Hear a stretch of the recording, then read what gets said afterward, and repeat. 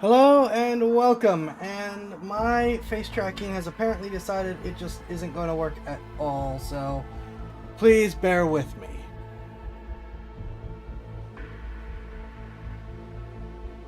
This was working earlier today when I was running my network tests.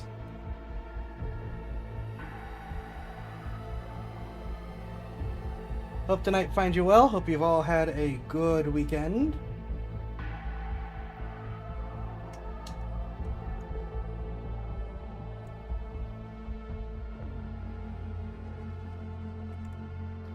Oh, now it works.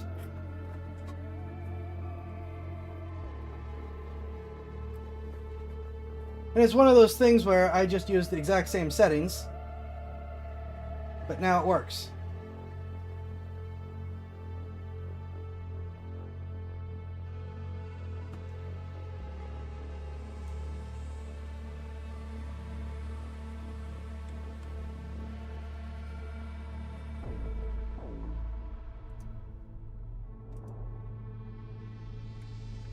You know, like normal stuff.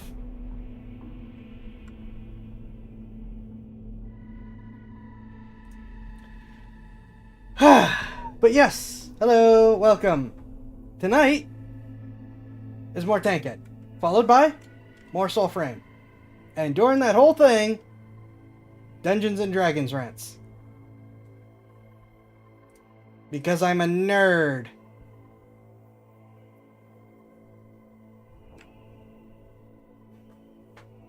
Yeah, it's normal for this channel. I'm scratching my cheek. What the heck? Well, now it's an ish the right place. Okay, sure. I did so much work to try to get everything fixed and working, and still things are just...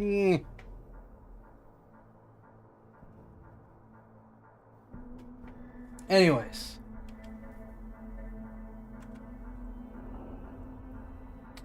So, yeah, tonight we are doing Tankhead, Soulframe, and D&D things, which I already said, darn it. And I don't think I have any other announcements. Nope, no other announcements that I can think of.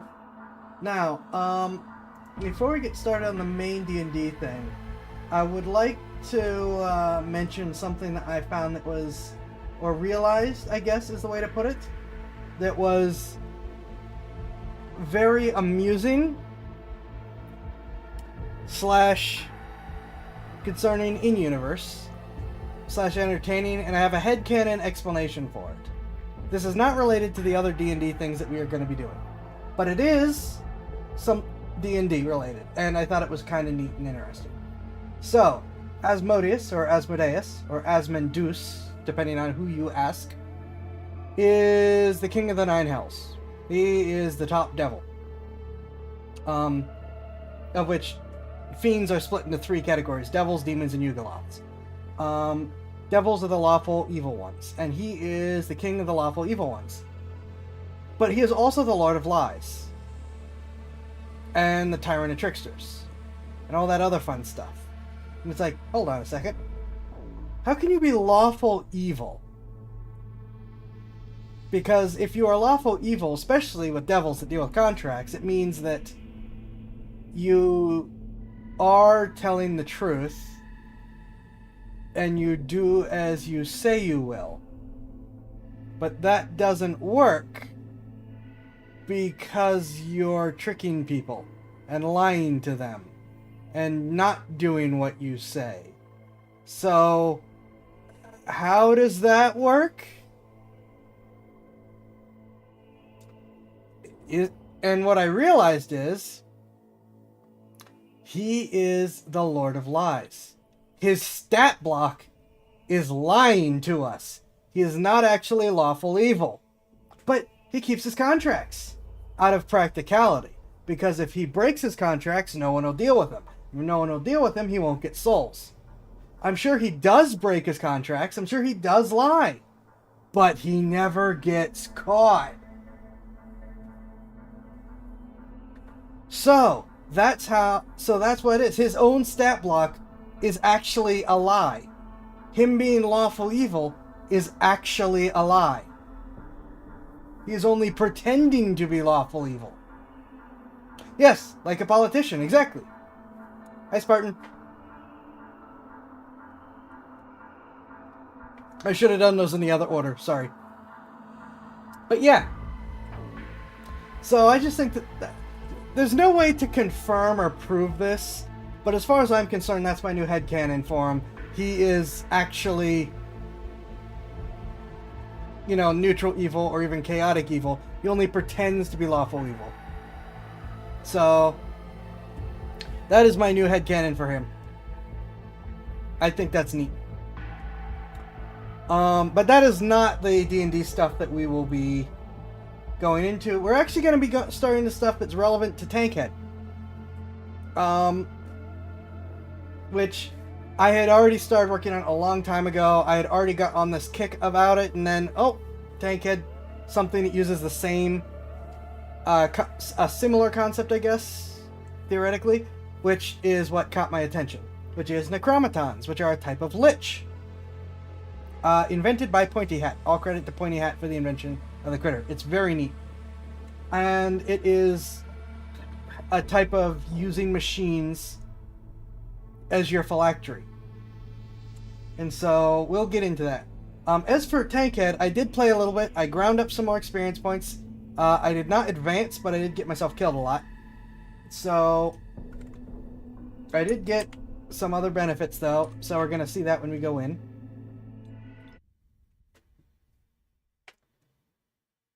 We are going to have to complete the other mission again, so give us a sec to get going.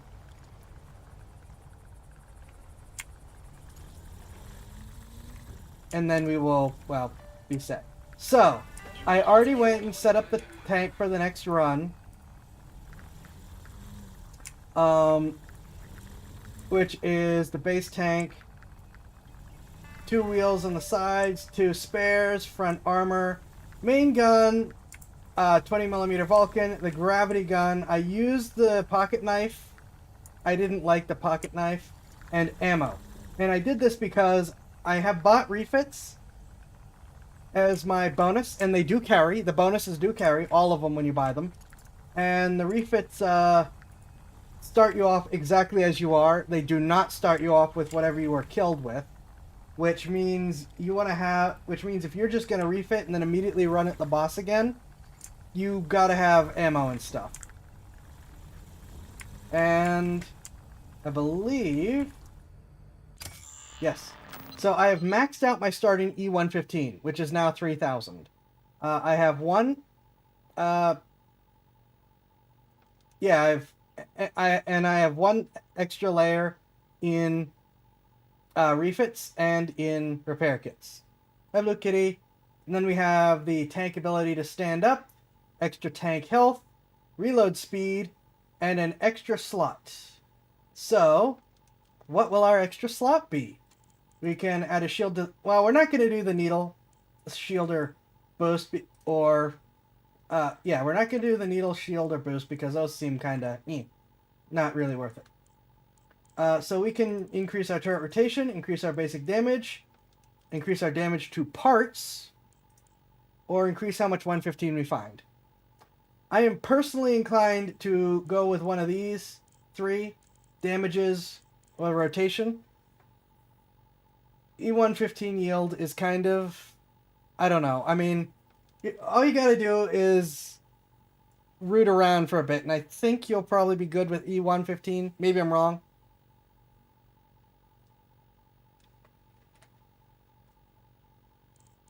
I don't see a reason to boost the needle. Or we could just save up for core mods. Because we have 40 right now. Alright, we have a vote for either damage or saving.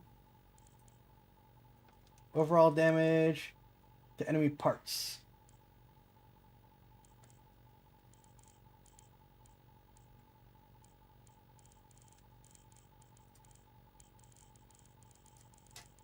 I have actually managed to use tank stand a little bit. Oh, and while anyone else, I give a chance for anyone else to give some input. So I am going to be switching back to my original strategy, which is armor in front, armor front wheels, armor on sides, speed, engines, and wheels on the back. Because that follows pretty standard normal tank doctrine, where you have the triangle. And you got a balance between speed, armor, and firepower. Now, firepower is kind of a non-issue with this. The gun doesn't really affect the other two. Normally, the gun in real life does actually affect, because it takes up space, but here it's like it all fits in the same space. Armor protection is, of course, how hard you can take a hit, and speed is how mobile you are. And tanks have sort of done the crab evolution, where all of them are starting to head towards the same strategy of maximum armor on the front, some pretty darn good armor on the sides, and little or no armor in the back. Because the idea is you point your front at the enemy, maybe you angle a little bit, so it's also glancing off the sides, and you just make sure the enemy never hits your back. And by sacrificing that rear armor, you can build a tank that moves a little bit faster. And so we're going to use that exact same strategy here. Only difference is, instead of just shedding the weight of the armored components in the rear, we are also adding components that we find that have extra speed and power. So it's a very realistic strategy, but for now it seems to be the most pragmatic. I did that some when I was doing my what is this called? Chip harvesting. And so that was and so that seemed to work better than the last run I did before.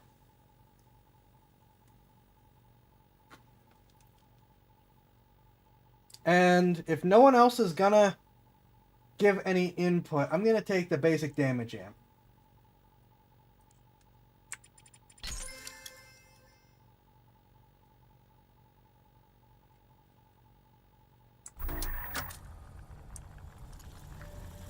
And so yeah, we have the minigun. I bought 2 large ammos, one of which I shoved in the tank and one's in the back. The wheels are sort of extra side armor / salvage for later.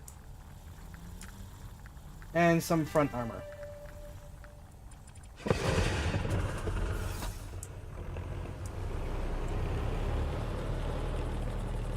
Oh wait, I haven't actually taken a mission yet.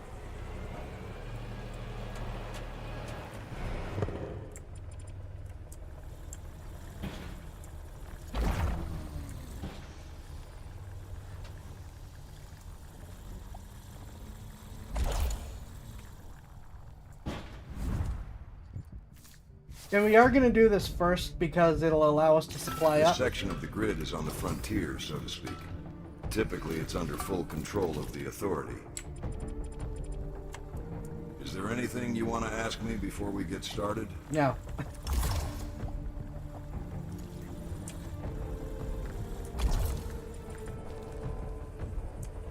And see, this way, if we end up just using a refit and deciding to go straight for the boss, we'll have 300 rounds of ammunition instead of like 100 that I had the other time.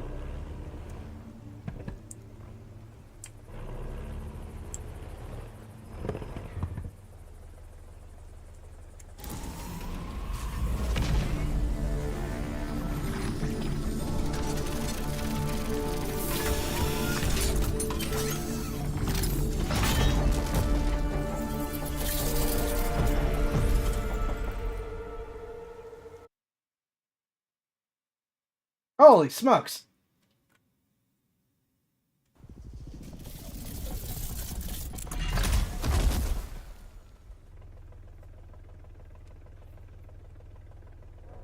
This game does still have some optimization issues. Alright, there's our first objective. Again, yeah, we're just gonna go straight for it and then cut across, I think.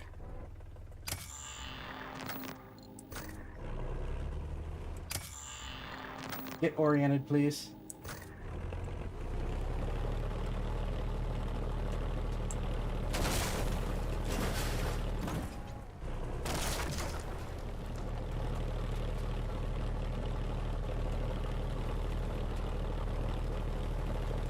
A mini-map would be nice. Okay, Whitaker. First things first. You gotta gather the persona material we need for the lure to work. Don't forget to check your compass for the locations I've identified.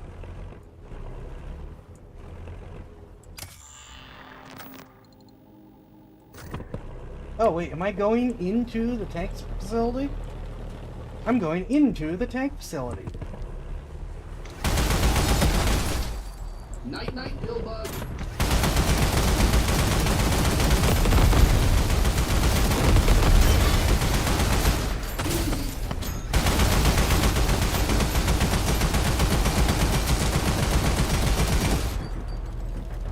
If you think you can handle it, I've marked some additional targets. No pressure. Got it.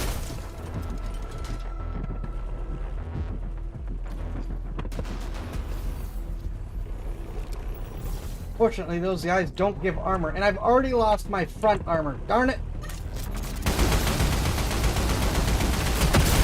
Why?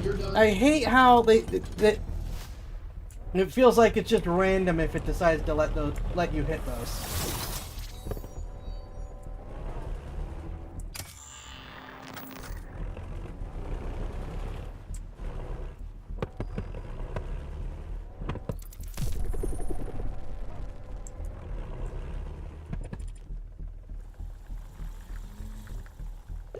Standard motor, I need the salvage. Armored wheel, we'll put it on the front.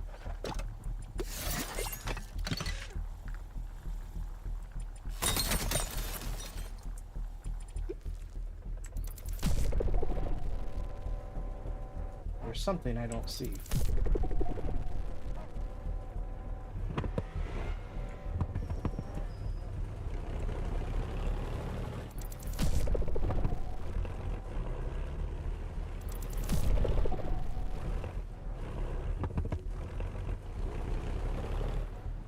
Ooh. Excellent. Excelente.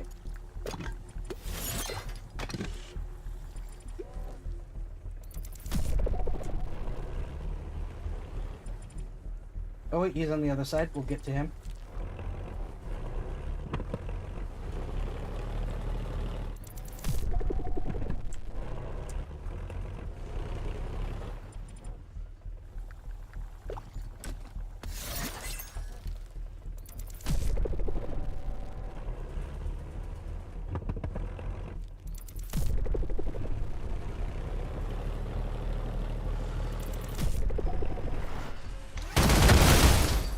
That all you got?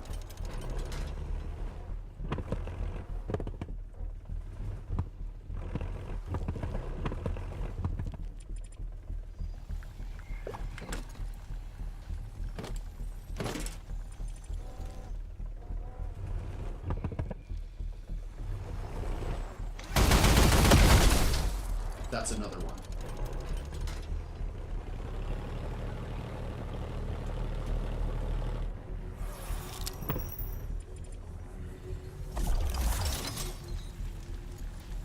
I saw that enemy over there. I did not see that enemy over here. No, it is behind. Right, I had wanted to rant about this. Let's see if I can get away with this first. So, the Necromaton. So, pointy hat. Whoop, missile barrage. I haven't got to play with this before. It's gonna cost me my gravity ripper. Darn it.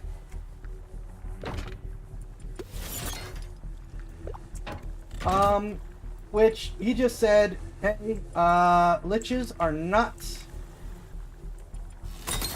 exciting enough. And why are they always just a wizard who's scared of death? What about the other classes? Too. You're done. You know?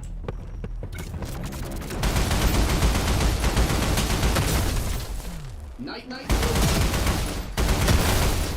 And so, holy crap! Why are there so many?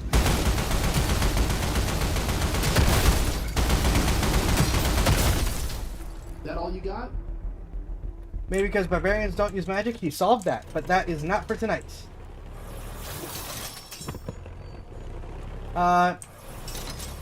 Tonight, we are talking about artificers. Or artificers. Or artificers.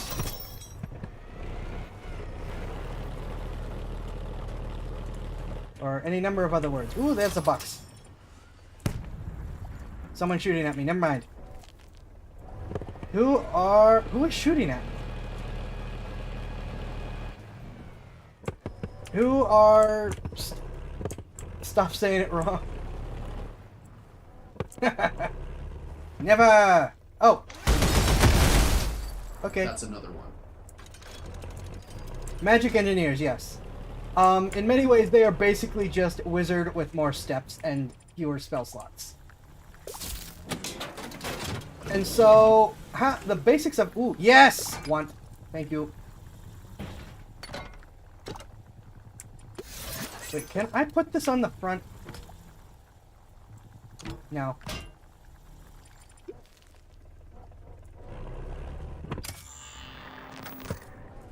Oh, I'm in the red area. That's why there were so many. The basics of the who, what, when, where, and why of the whole setup.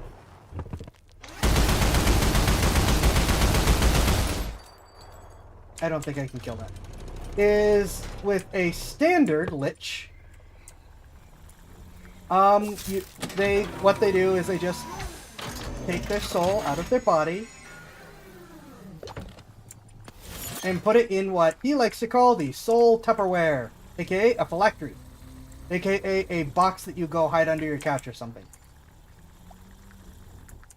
How the Necromaton handles this is instead of putting it in a single phylactery, it puts it in a whole bunch.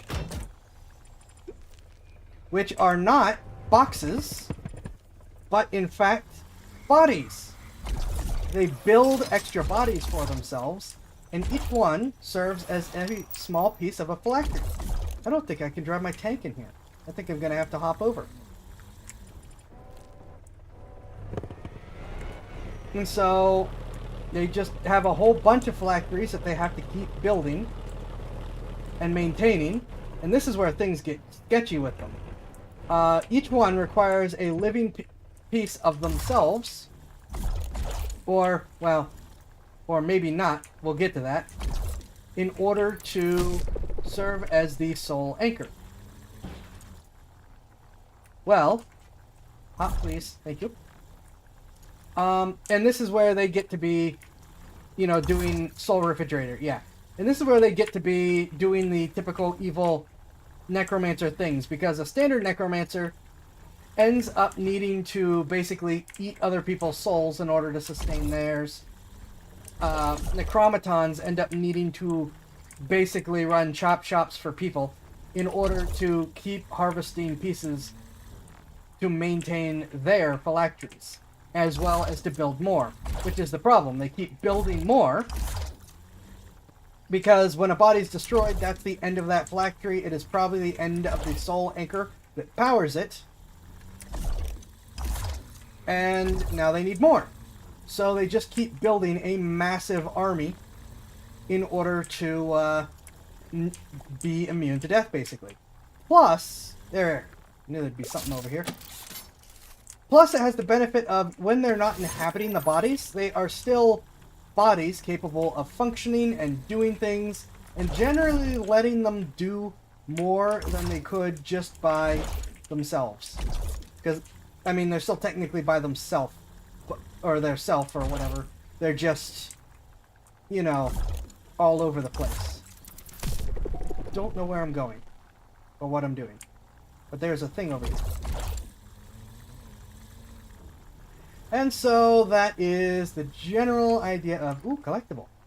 ECAA light tank. I haven't actually seen one of these things when it wasn't shooting at me. I would like a turret like that, please. Just to have something different.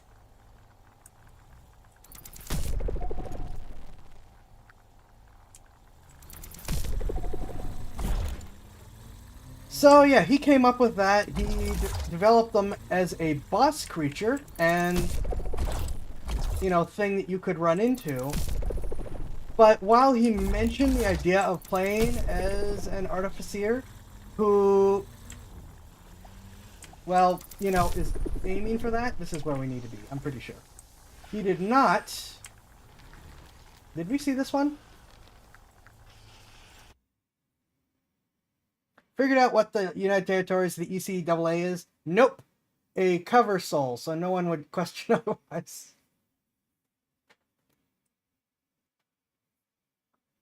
I don't think we saw this one. And the info I found doesn't actually give us any good. Yep, WD-40, one of the answers to life's problems. Anyways, he created a monster and suggested the idea of playing an artificer who is looking to become a necromaton. But we're going to look around before we do that and potentially invite more enemies.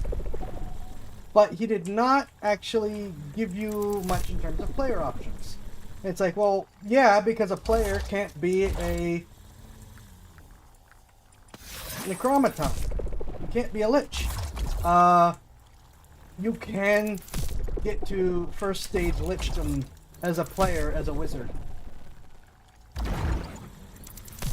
Do a barrel roll!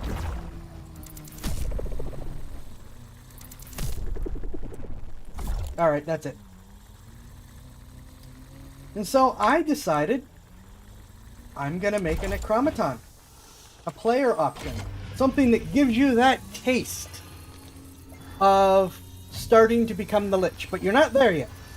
You're on your way. But you're not quite there. All Gone right. nuts. Got the first one. Good stuff, Whitaker. Be careful heading to the next transfer station. And it was actually surprisingly easy to get started on the base. Which is, well, a modified version of the Battlesmith, I believe it was. Yay, physics bounce. Repairs. I did while I was out. Actually, let's do some secondary missions. Let's see, we are here.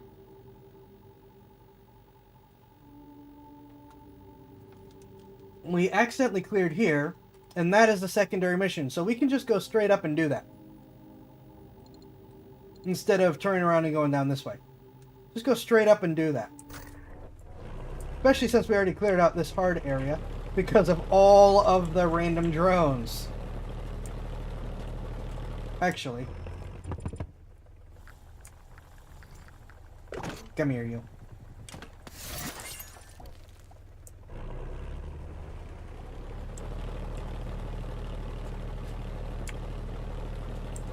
So, yeah, with the Battlesmith, how it works is... Sorry to keep you around your Necromaton talk. That's fine. That's fine. ADHD is how we do things here.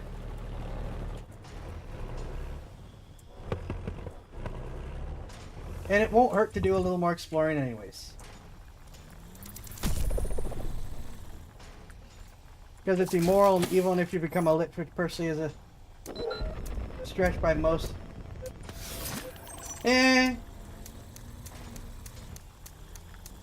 Players can make their own mistakes.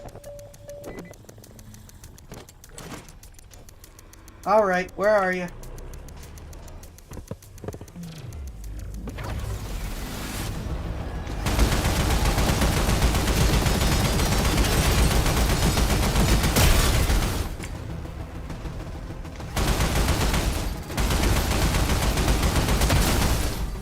Got him. Where'd the other one go? There's one more. Night, night, Pillbug. Ha! Oh, cool. It landed right here. Sweet. Give me your ammo.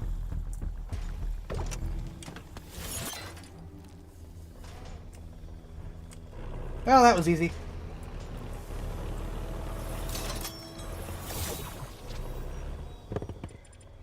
Now, is there anything worth salvaging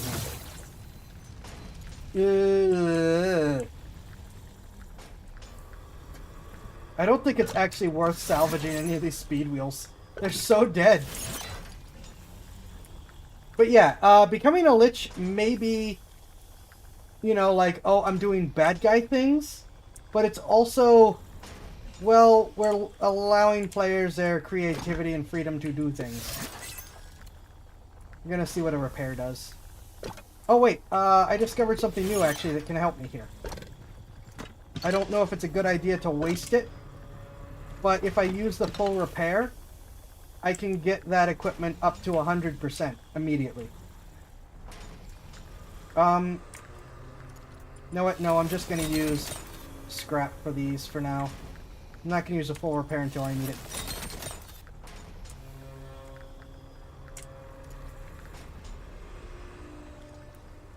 May have killed Jokey too, but... Oh, you mean about the immoral thing? Nah, don't worry about it. Anyways, where was I? But yeah, it's like, you can argue, hey, you're doing bad things. You know, don't be doing that. But at the same time, it is kind of already a stereotype for D&D players to be murder hobos. Why not just give them another thing to play with? We are not doing armored motors.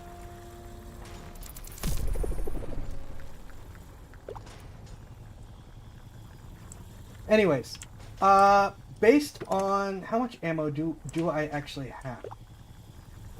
I am at 100%. I'm gonna drop the little one.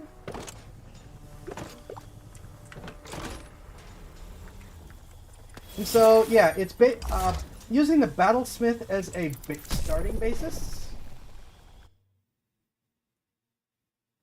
That is an interesting gun thing. I got working.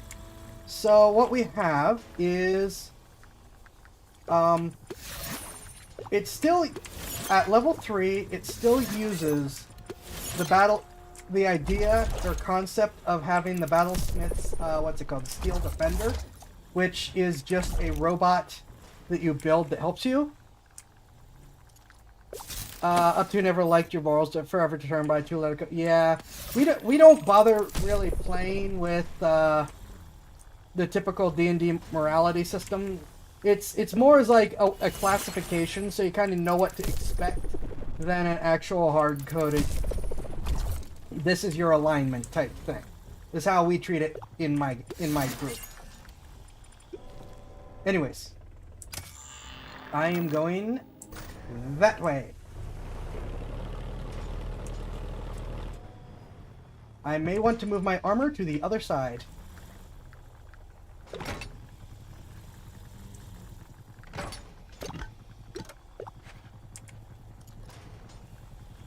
I removed the wrong wheel.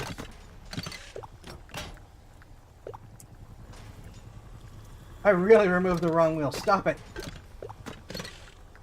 I'll get it eventually. Anyways. You get what is effectively the equivalent of a Steel Defender. But it is weaker. It is not as good as a normal Steel Defender.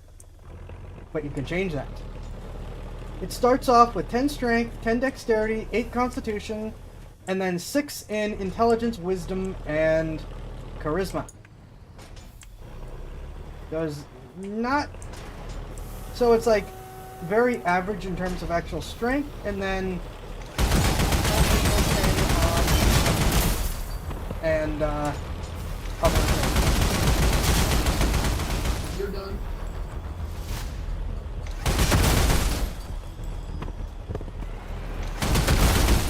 Aha! I knew there was something.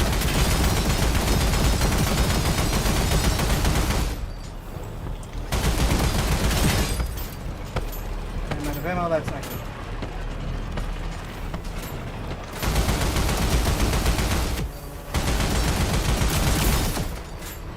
Please go down. Thank you. Easy.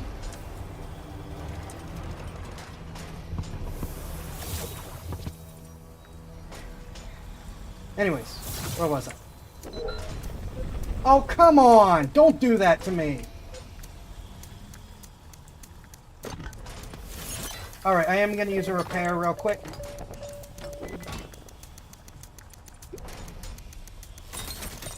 To get everything up into maximum. Warning. This area is under the jurisdiction of the ECA.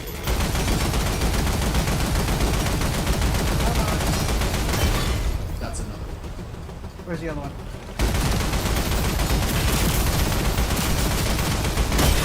Is that all you got? Ah!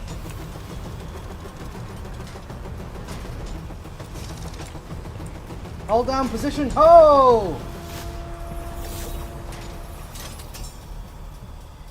Anyways, so you get a weak, sort of meh steel defender, which serves as the basis for your first, second body, or your first extra body, I guess, not first, second body. You know what I mean. And you can improve it out the gate, but it costs money and time and resources. Technically, unlike the regular steel defender, it already costs you money and resources just to make this second body, and that's where the balance really comes in. These take time for the player to make. You're spending a lot of money on this stuff. You're putting a lot of work into making this, and you only get the one body to start at level, which admittedly is at level 3. So it's not like it isn't a substantial improvement having 2 bodies. It's just, you know, you've got the 2, and you do gain the ability to swap between them. Before anyone starts on me about, but that's unbalanced. What, you can swap between them. That isn't that like teleporting or whatever. Astral Elves start with free teleports. You can also take the Strixhaven familiar ability. Oh wait, no, those are supercharged. No! Oh. Oh. Darn it. Anyways, you could take the Strixhaven familiar feat, which you can use to teleport as you see fit. There's already lots of ways to get pretty close to what this is giving you. In fact, in some ways, just better to what this is giving you. That don't cost you gold. Was there anything left to strip over here?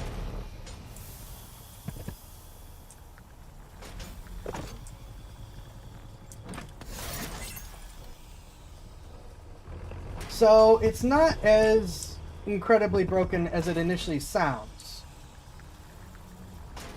Plus, there are some time limits on switching between bodies.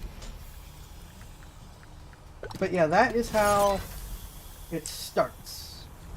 But you also gain the ability to make a few modifications to yourself, including giving yourself the Necromaton Link ability, which is what you use to be able to swap bodies.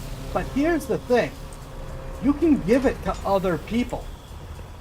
But there's a catch to this. There becomes an issue of bodies. You can only make one free-ish body at this level for you. You cannot make any for anyone else. So even though you can give someone the Necromaton Link that would let them use other bodies, neither of you can do anything about it.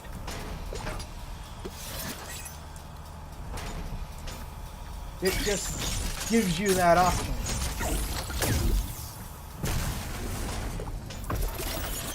There we go, that's one of the objectives done. Got it. Nicely done.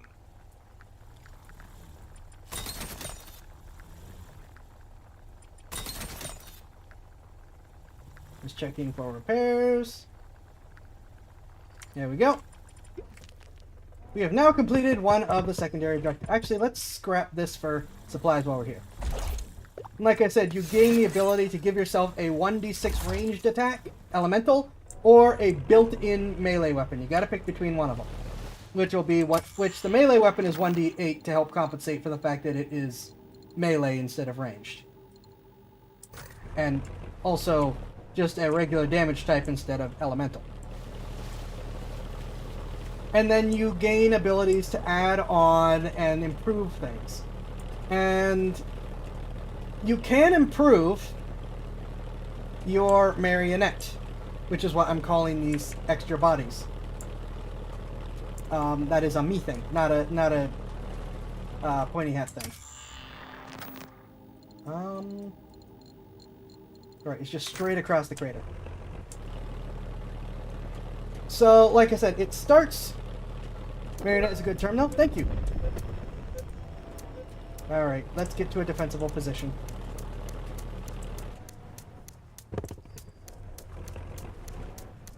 Alright, who wants a piece of me?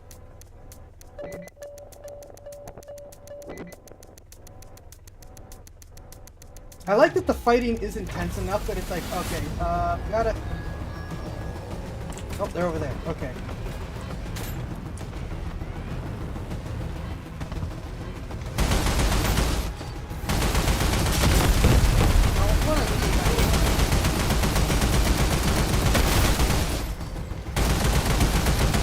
Go down, thank you.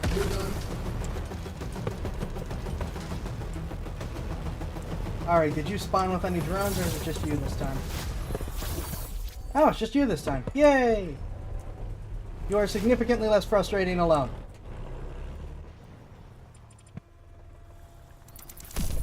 So, yeah, among the different things that you can do is when you initially create it, there are two things that you can focus on.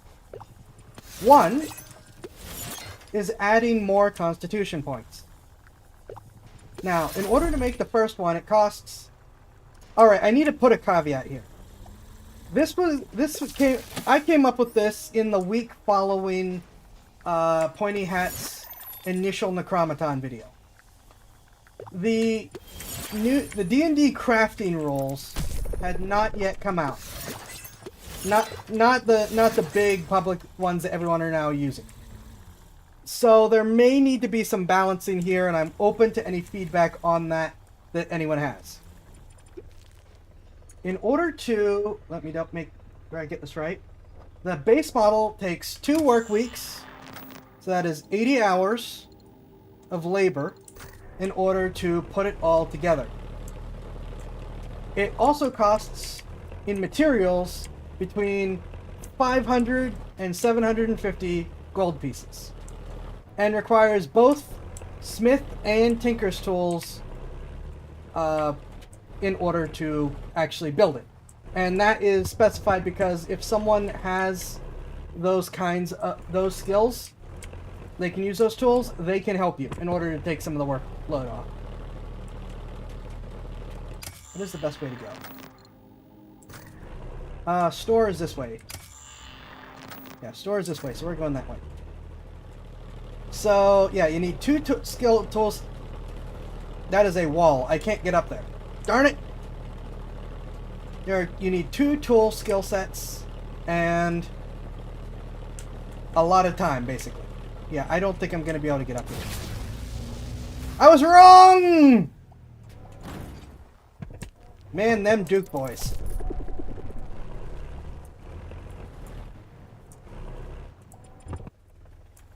Someone somewhere is going to get that reference and make me feel really old. Darn it! So, yeah. Afterwards... I mean, not afterwards, but besides the initial build, you can take extra time to add more constitution points. This is important. Because any modifications that you want to make to improve your, in order to improve or give abilities to this new marionette, is going to cost you in constitution points. And I'll give an example of being able to improve the strength and dexterity of your marionette. It starts with 10 in each, very basic. So it's not terrible, but not great.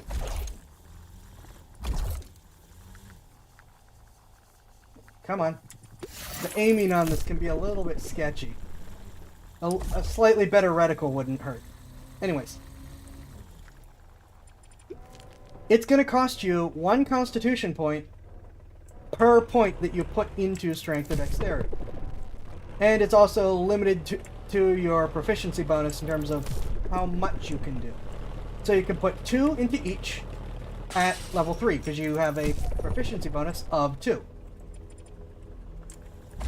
But that will leave you with only 4 constitution in that body.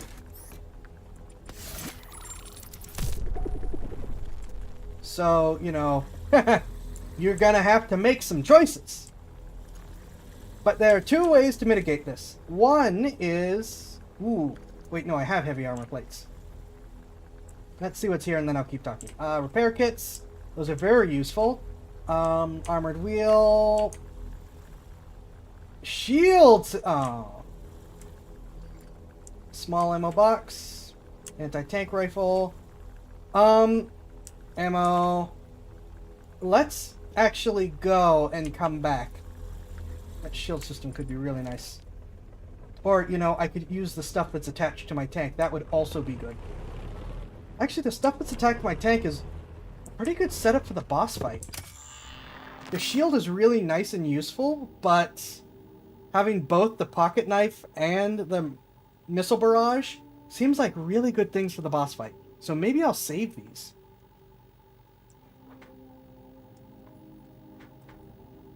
Maybe we'll just try to get the repair kits. Anyways, on initial creation of a marionette, you may add, for only the cost of time and materials, you may add a number of modifications up to your proficiency bonus.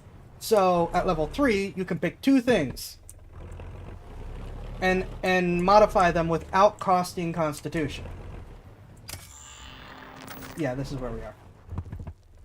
Oh, I hate these spider things. Got him. I have never seen that big spider thing before. What the heck? Oh, come on.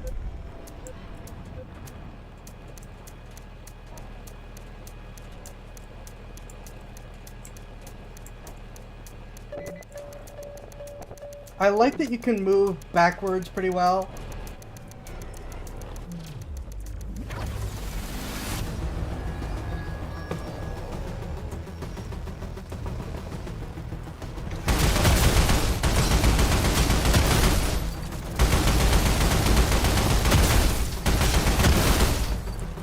Oh.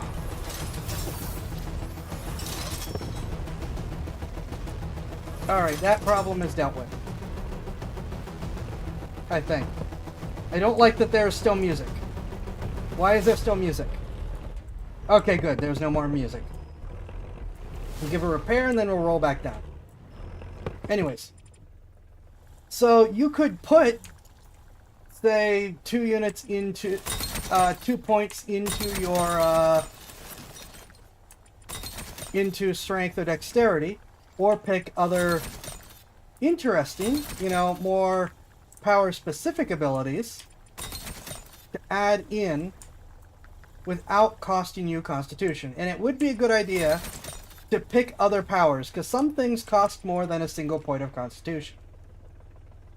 But that's, you know, that's the balance that you have to strike, and the reason why you may want to take some extra time to build up constitution points, because you can max it out at 20. For the first 2 points, each point will cost 8 work hours. No, sorry, 16 work hours, excuse me, 2 work days, plus between 100 to 200 gold pieces. For the next 4, each will be 4 work days and 3 to 500. And finally, the remaining 6 are 8 work days apiece and between 600 and 1,000.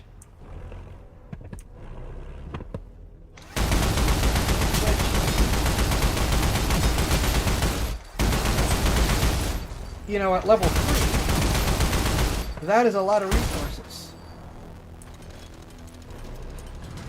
I still don't know anything about these spiders, even relative to the other enemies, and I don't like them. They remind me of the Johnny Quest spider thing. What is that? Oh, that's a spider thing. Never mind. They're cool. That all you got? You also have, like, no armor.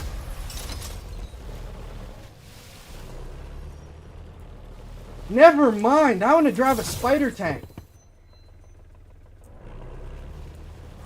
I don't like spiders. Spider tanks are cool.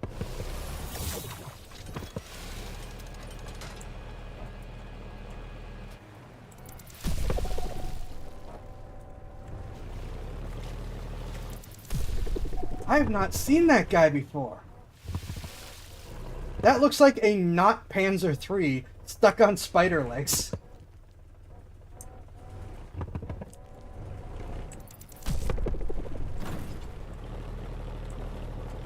Anyways.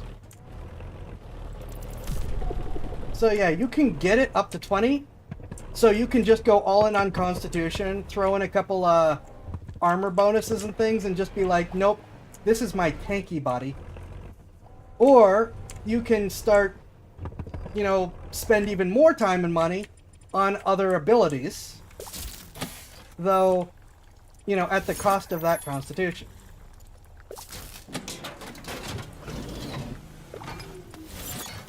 So the whole thing is intended to be a balancing act, and like I said, it relies very heavily on the fact that it costs you time and money in order to build these. Unlike a lot of other artificer things where it's just kind of like I magically create it. Which, don't get me wrong, that can be a neat mechanic. But for this, I felt that that's going a little bit too far in the wrong direction. Especially since you can use it as a backup body if your first one is destroyed. You know? That's a little bit iffy. Of not having more costs to it. Though it is very much a balancing act to not just make it boring and, well, a mechanic people don't want to use. So, work to be done. And this is where we're going to get into some of Sticky Mine Launcher, some of what I'm looking for, some input on. I'm going to leave that ammo there in case I have to run out and fight. So, we have some abilities. Already done. And I'm looking for what you think of what we should do with other ones, or if you can think of abilities to add as well. Obviously we have the 1 points for stats, which I forgot to put prices on, so that might be something to think about. And again, they are capped by your proficiency, so when you level up and your proficiency goes up, you'll be able to add more. By default, these marionettes, not your original body, yet, but these marionettes have resistance to cold and non-magical piercing and slashing, because they're just a metal body with only a small piece of you in it. They are immune to necrotic and poison damage, unless something can target the soul anchor, but again, that's a whole other thing we're not going to get into. And when you are not possessing them, they are immune to the charmed, exhaustion, frightened, paralyzed, and poisoned condition. Things get a little murkier when you're possessing it. And its default senses are just human normal. Since artificers are magic combat engineers, You need a wood-based body, like a tree golem that can become a bridge. Okay, we're gonna have to see how things get complicated here real fast.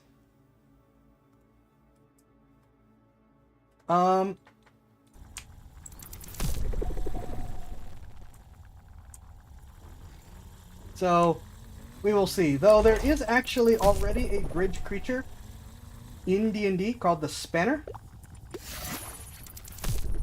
Fair, and this is intended to be a very big, complex thing.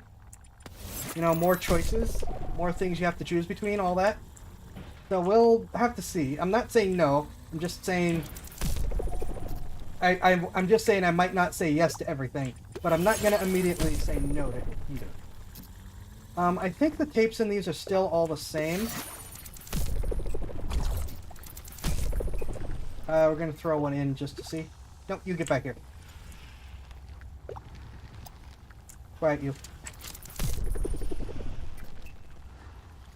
This is Rowan Mybick, R&D. Yep, that's the same thing. 03. So, other abilities include enhanced sensors, which will give you a +2 on, well, give it a +2 on perception checks.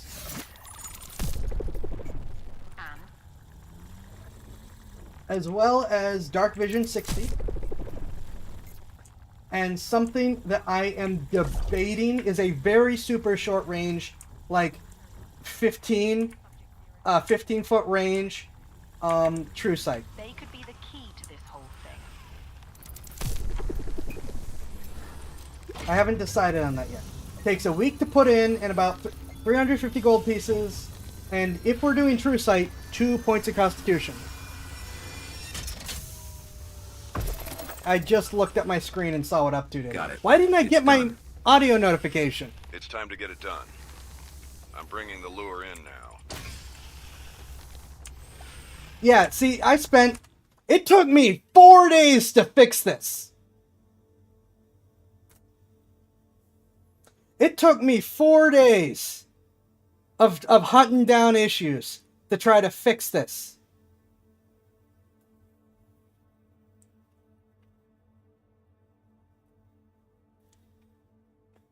Good grief. Because you're in a noisy place, distracted, and talking so okay, fine, fair. Okay, for 2 points of constitution, you think that's fair? Alright. And like I said, it's super short range true sight. It's only like 15 feet. You know, as annoyed as I am as I didn't notice it, I am happy it's working. 4 days. We have the much cheaper single constitution point spotlight lantern, which emits a bright cone of light for 120 feet and a dim cone of light for an extra 120 feet. It only takes you 2 days and 50 gold to put in. It's basically just a matter of cramming it in there. Like a cat that walks to the piano and still gets the mouse. Yeah, we are getting a repair kit on our way out.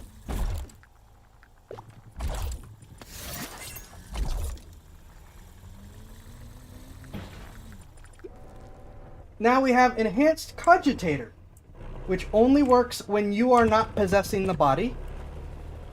Takes you 200 gold, 2 constitution points, and a single work week, which increases its intelligence and wisdom to 10.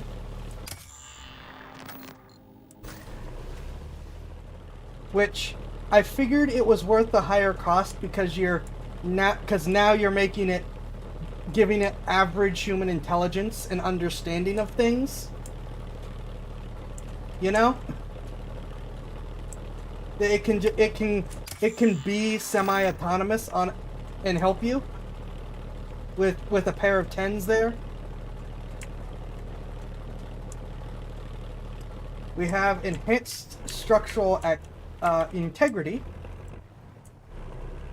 which takes your proficiency and multiplies it by your level when you build it. No, it does increase with you. This is your new this is a new way to level your HP with this thing. Proficiency times level HP. Takes 4 days, 100 gold, and 1 constitution point. No, not the ammo box.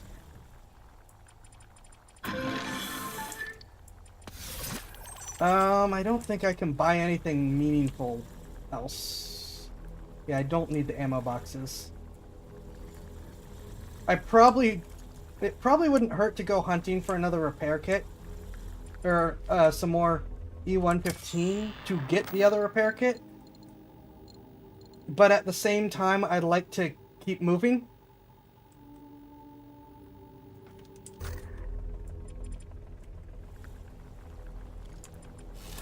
Yeah, that is definitely one for how to improve your tank ability.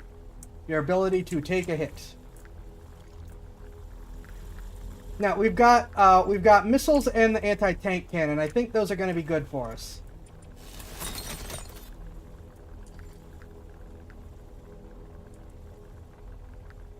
Oh, right. Oh, you mean the secondary ability. Or, not ability, mission. Where is it? It's up there.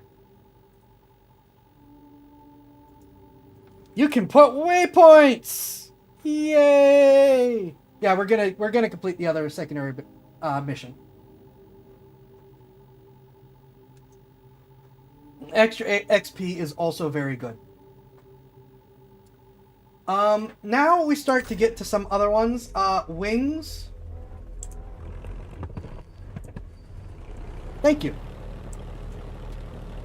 You can give yourself a flight speed of 20. It takes you 2 work weeks and 500 gold.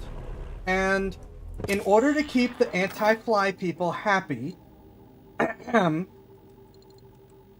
for the moment I have it marked as taking 3 points of constitution, which can easily be explained as, well, in order to be able to fly, you gotta lighten the frame.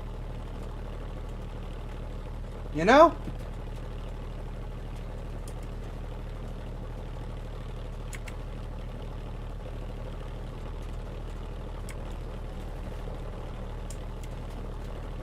That is very logical. Yay!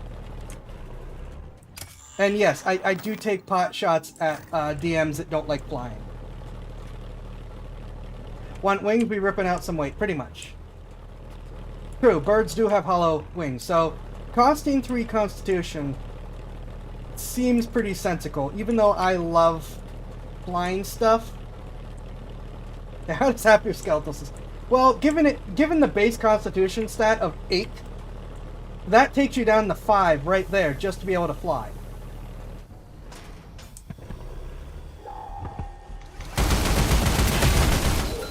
Night, night, Bilbo. Oh, come on!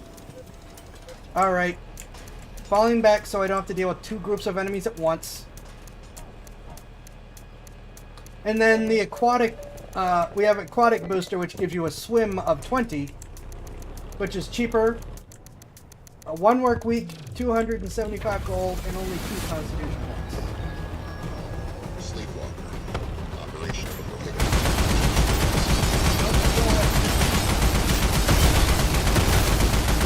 Got it.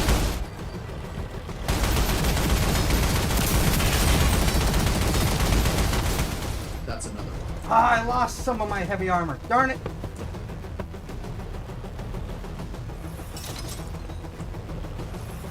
To be fair, you love flying stuff to play things, no constitution, shush. Yeah, swimming comes with the requisite ability to breathe and or survive underwater.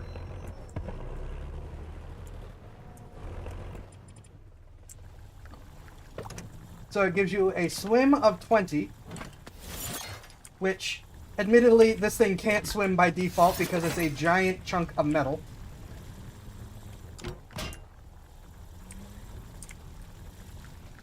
And, you know, any necessary breathing yada capabilities. Required secondary powers, basically. Alright. That cost more HP than I wanted it to. We didn't even get to the main fight. Oh, it cost me my front armor. Ah! Think more personal reality than Snork. I mean, theoretically, you could do a fair bit with it.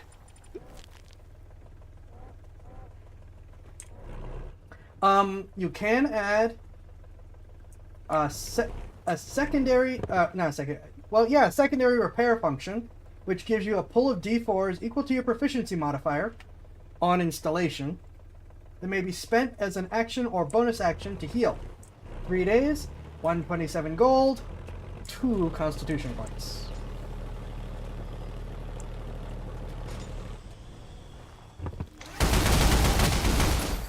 Too easy.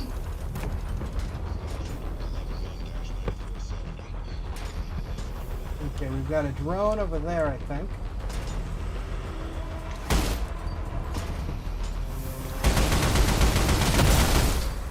You're done. Aha!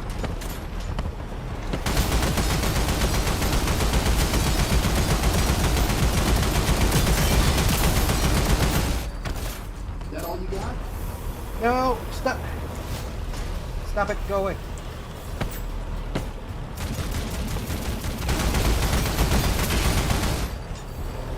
Ah, there goes my other heavy armor.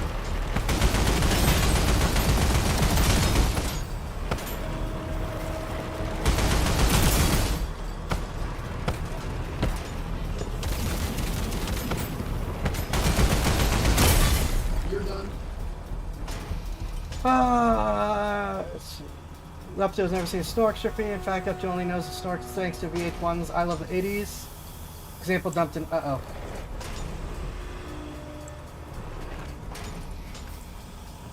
Alright, so this is gonna be a thing.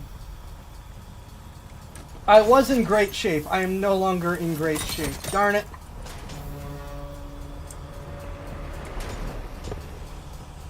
Got greedy. Cost me necessary stuff.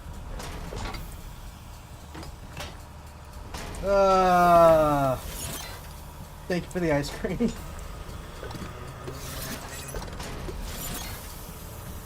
Well, so I got some front armor.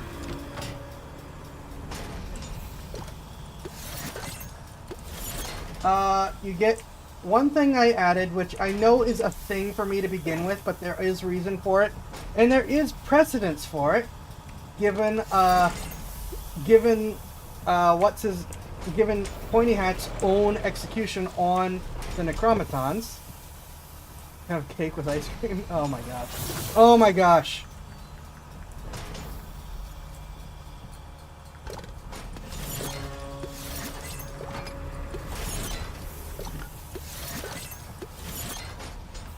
Alright, this is not doing... And thank you for the lemon. Alright, give me a sec to add in. Also, I don't know that this outfit is going well with this.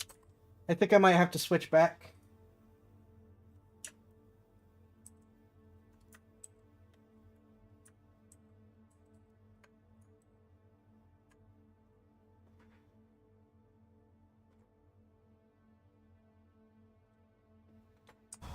Yeah, that outfit can still be a bit glitchy.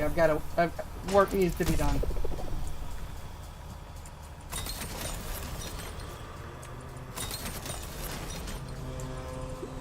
I might have to just use that repair kit I got, actually.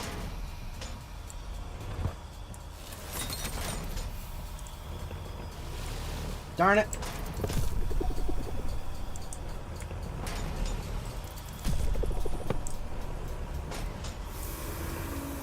It is nice that the repair kit repairs everything. Oh, come on!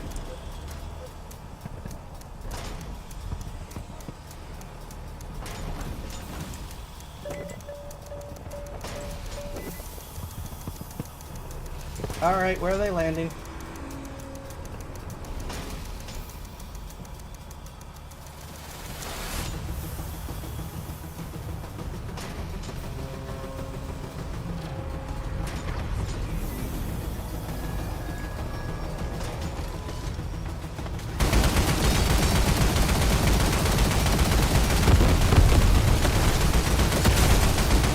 That's another one. At least I managed to get in a hold down position.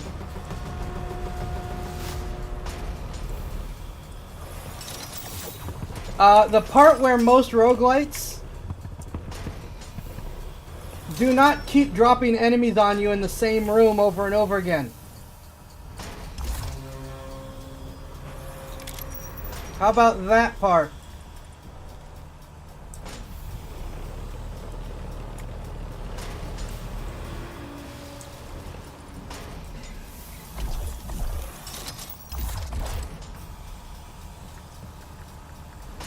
Anyways, where was I? Extra set of arms, which gives you +1 to sleight of hand / dexterity checks. As well as the ability to hold additional things and use additional things. But there's an important caveat that I don't think anyone thinks about when it comes to the possibility of extra arms on creatures and players. They don't give you extra actions or bonus actions. They just mean you don't have to keep putting stuff away and taking it out again.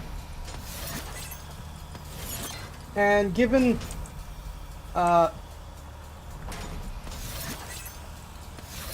Pointing Hat's own portrayal included wait, no, we need this. Included a Necromaton with 6 arms. I don't think giving extra arms as an option is that out of line.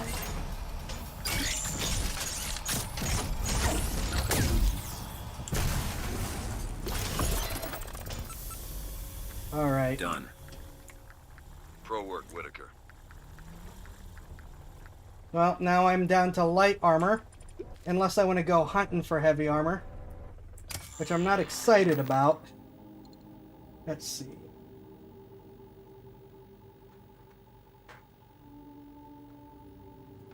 Can get proposition for Masu's position on a regular basis by random yeah.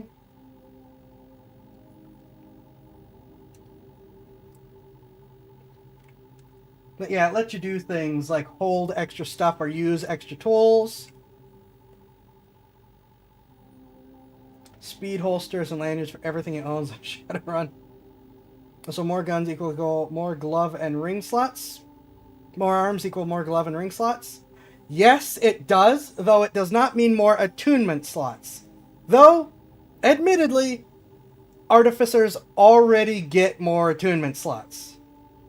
So, it just sort of lets you utilize them better, I guess is the best way to put it. Yeah, I think we're just going to take a shot at running at the boss right now, rather than... Well, alright, let's check over here as a minor spot. Hopefully we don't have to fight anything, and then we'll go for the boss. Now, things that I wrote down that I forgot to add abilities and costs for are toolset integration, which is probably a single constitution type thing. Gives you a +1 to tool usage. That one, you know, is kind of like a given. Then the other 3 that I have for the moment that I need to finish are weapon integration, which goes beyond the 2 basic weapons that you can put in, as well as quadruped locomotion, which can be, but doesn't have to be, basically turn it into a centaur, and serpentile locomotion, which really is just flat out Robo Snake, Robo Naga / Lamia, whatever you want to call it. So, what do we think for what those will give you? And what do we think for what those should cost you?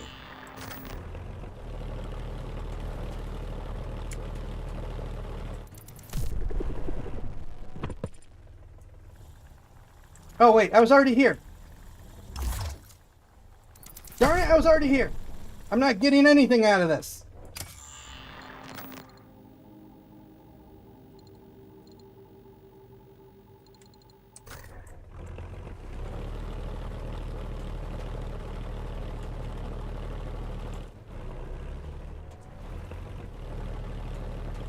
Noggin should be more materials as more body mass. That's fair.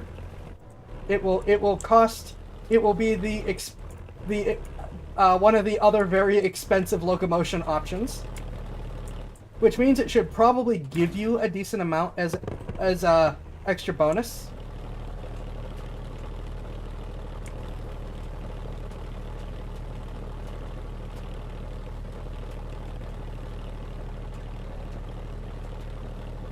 Let's actually start with the pocket knife for, Ooh, ignoring difficult terrain could be a good ability.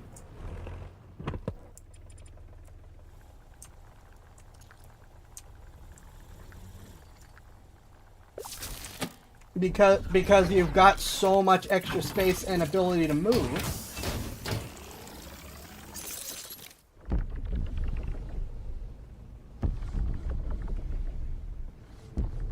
I thought about maybe that for quadruped for the stability, but yeah, the snake tail definitely has the edge there.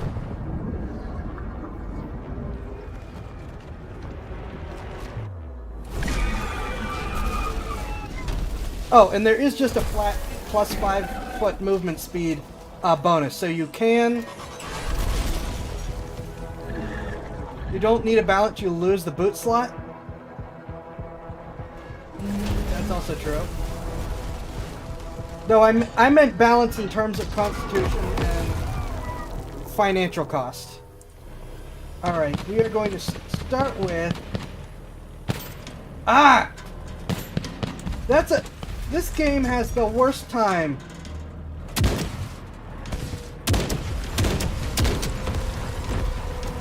It picks the worst times to screw up with its,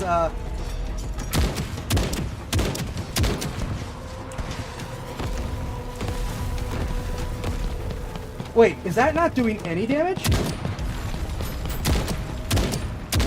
Now it's doing oh! It does more body damage. Ooh.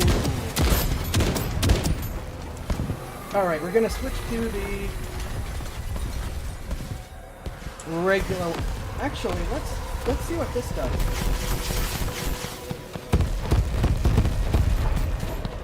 Not a lot, actually.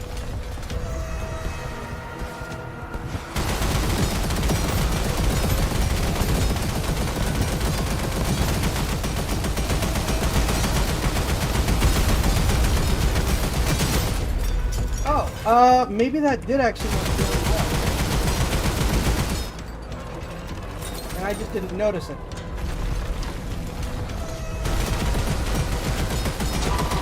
Because that went down really fast.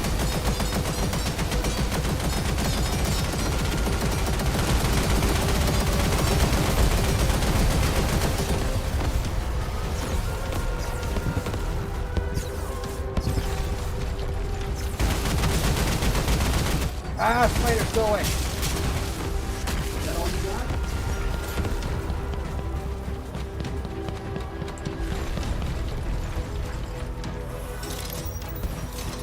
I will be able to check up on the stuff.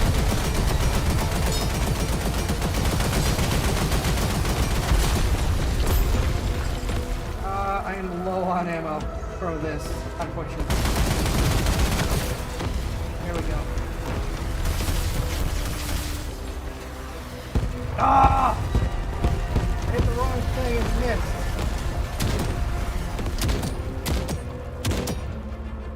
But the pocket knife may actually be quite useful.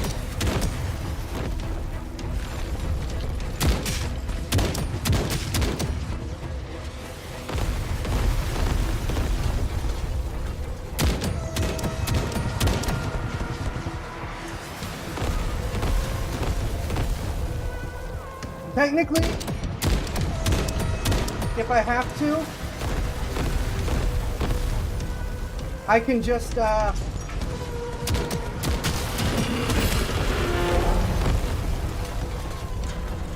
I can, like, try to run away and load up quick.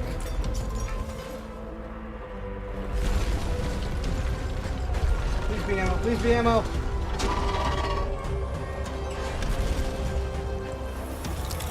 Oh, thank you for the ammo.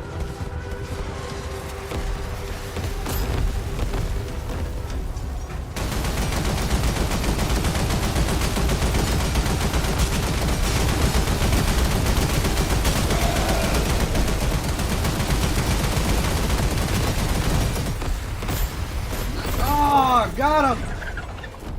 What'd I miss? Welcome! Thanks to like nature's all-terrain vehicles, dead. very true. I got it. Inspect What house do I moving do castle. next? Yeah, this was an You gotta interesting one. extract the core. Look for its head. Net snake mode, even with the no difficult terrain bonus, does not break the game as you are trading a standard boot ability for it. Got ya! Just a bit of brain surgery. Very cool.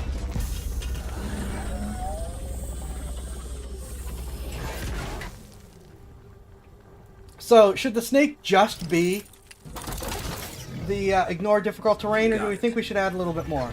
And What in the hell? you know what? I think it should actually only take like one constitution point.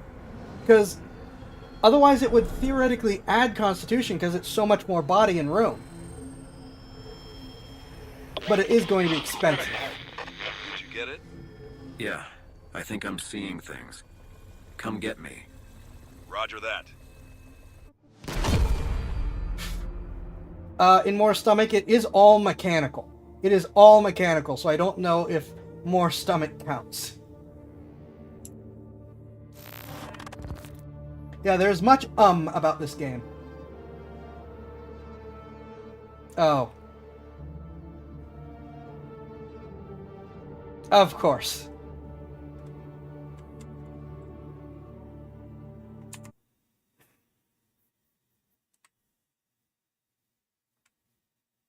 Up 2 is clearly having fun.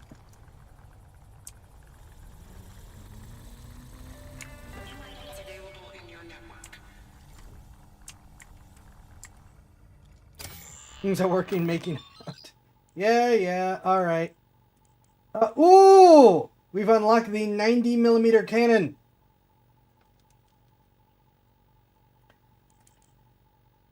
The grenade launcher was good. Only the light armor plates, really?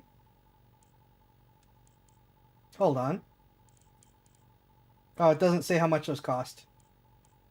But yeah, that's 2,000, 2,600. If that's 400, I will actually be able to start with the main gun plus armor. I'd say add double carry capacity, plus 5 speed, no difficult terrain, in return for for only 1 constitution, no boost, and a lot of gold. That is a pretty... I can go with that. It's going to be a very expensive upgrade in terms of resources, but that is the trade.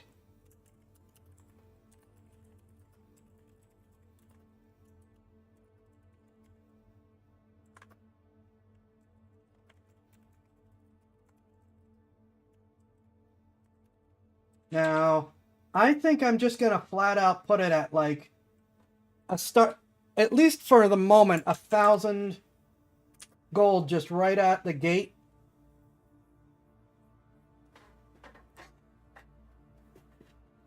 I'm sticking with Constitution being the price you pay for this.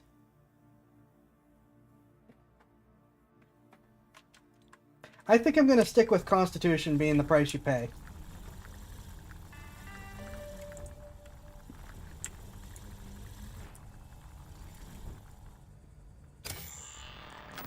New abilities. Railgun throw. What?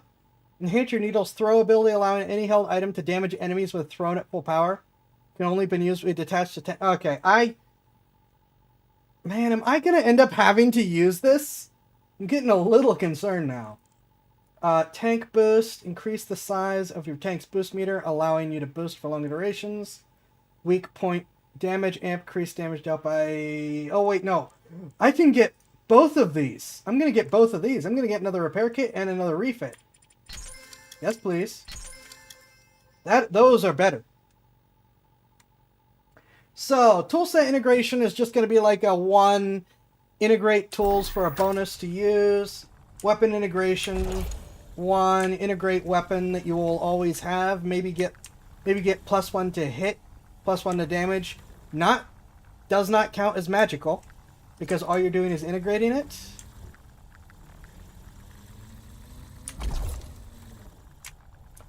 What about quadruped locomotion, and what other abilities are you thinking about?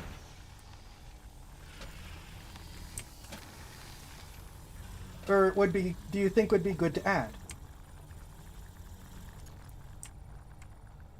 Nicely done, Whitaker. Hey, these tank heads. They used to be people, right? Still are. They've just been out here too long. But who are they? Or who were they, or whatever? The old ones, the ones we're looking for. They're from before the war. They bring the big bucks. What do you mean? I thought we were doing this for the 115. You know, for me? Yeah, we are. Hey, I need to run diagnostics on your needle. We don't need you going all tanky on us. Same process as before. It's just like going to sleep. 3, 2, 1. You punch me, no. Sword pops out your palm, I skewer. Yeah, pretty much that. So giving you some bonus, especially Everything checks since. out, my man. Brain activity was kind of intense, though. You all good? Yeah, just a memory. But it felt so real. I get it. But don't lose your focus on right now. That's how it happens, you know. Getting lost in the memories. Really? Already? Yes, already. You get the material, I make the magic happen. Just focus on what you gotta do. Yeah, we skipped the sewer run this time. Anyways, I got a better idea for the weapon integration. Well, okay, I'm debating with the weapon integration. Because here's the thing. Artificers by default only get proficiency with simple weapons. Not any martial weapons. So, for integration, do you want to be able to say, integrate a martial weapon, you can use it as if you're proficient? Or do you want to say, whatever you integrate just is +1 to hit, +1 to attack? You can do martial weapons, but you're not adding your proficiency, you're just getting the +1s. And again, it doesn't turn it into a magical weapon. That has to be a separate thing that you're doing.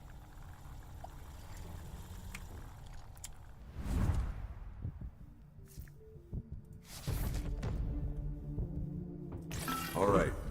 We're gonna have to go a bit deeper into the ECA this time. Edge of the UT's empire is one way to look at it. The tank head we're looking for is referred to as the monolith.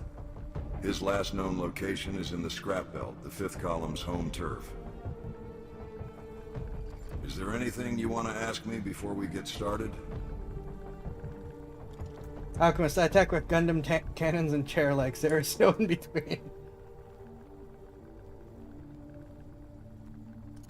So who are these tank heads we're hunting? Well, they used to be people. Still are, I guess. I even knew some of them. The thing is, the longer you're out here, the radiation, it breaks down your persona after a while. Instinct, desire, bad memories, that's all that's left. You kind of just stop being you. This one we're after, the monolith. Sad, really. If you think about it, we're kind of doing it a favor, putting it out of its misery. Best not to dwell on it. And this monolith. Did you know them? No, not this one. My source says he's old, though, and that's all that matters. The old ones have a newt-processed 115 core. And that's the whole reason we're doing this dance, my friend. Nah, dog. That is still probably the worst I'm leaving dialogue they could have picked. I think I'm gonna buy the 90mm. I haven't actually gotten to use it yet. I haven't found it anywhere else. I didn't even know it was a thing.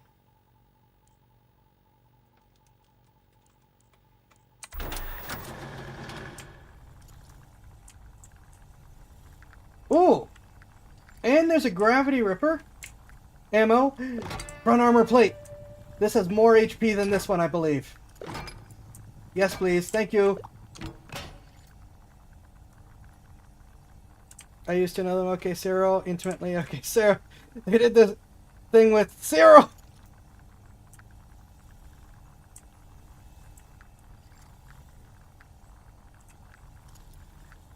Alright.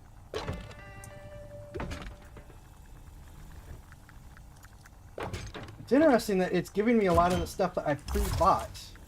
So I still have the missiles. Can I fit? I can't fit this on the other side, can I? No. I'm going to keep the missiles, I think, instead of the gravity ripper. And I already have full ammo. So we got our speed here. We got light armor on the front, sadly. But we have a proper cannon.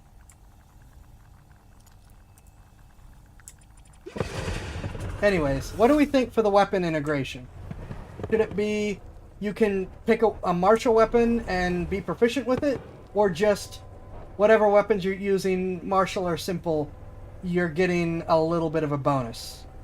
And also, you can't be disarmed from it. For a second I read that as attached junk. Ooh, this only has 50 rounds. But it should have a much bigger punch.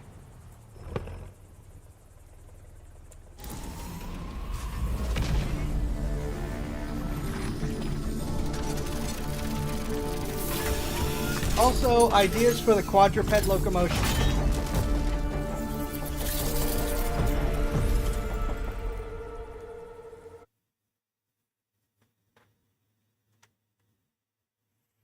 Actually, what do we think? One of the things for the quadruped locomotion could be count as one size larger when moving stuff, because a lot of the TARs and them get that kind of ability. Alright, we are going to the other end of the whole freaking... Through the reds! Oh my gosh! Game, you're mean!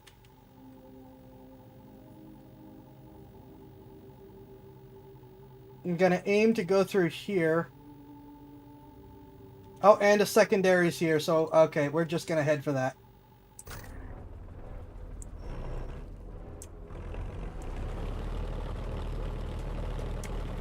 Yeah, this is my first time with the 90 mil, so this will be interesting.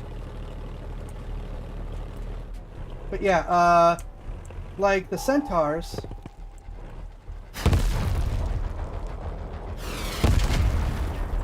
That was a miss. Remember, we need to gather enough material for the lure to work. I've marked 2 sleepwalker transfer stations. I'm not sure how I feel about all the Break a leg, buddy.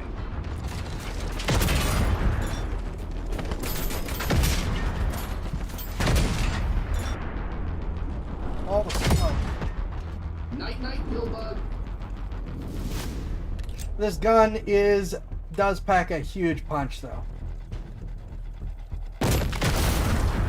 Too easy. Trade an attunement for a skill soft proficiency with the installed weapon or toolkit. If you don't have it, goes away We got a bit more if you activity later. out here Wait, than what? anticipated. Feel free to engage any targets of opportunity. Check your compass for locations. There's always more than you anticipated. We never anticipate enough.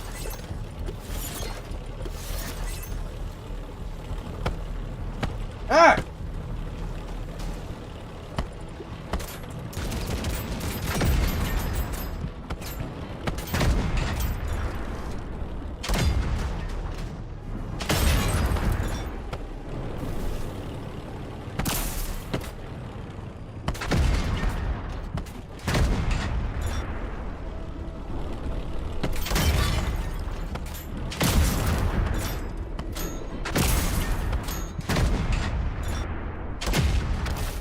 Got him.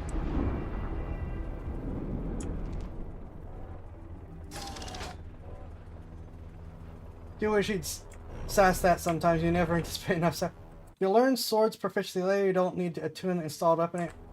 Ah, you're saying use that to attune to weapons, even ones that don't need attunement, so that you can use them. Is that what you're saying?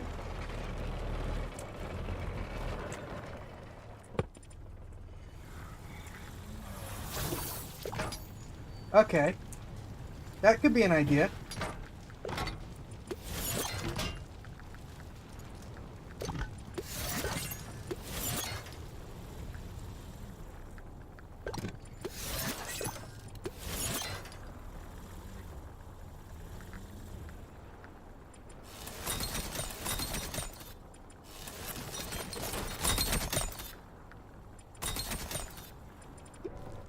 Okay, so this makes quick work of them, but I'm in not great shape.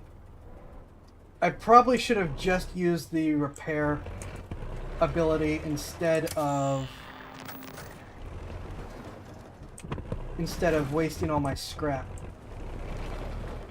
Let's see if we can get more scrap to actually do repairs.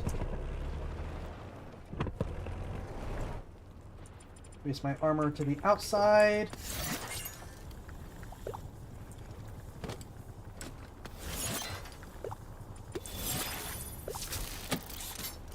Now, if the installed sword needs attunement for other reasons, and the attunement covers both the normal and proficient aspects, that's fair.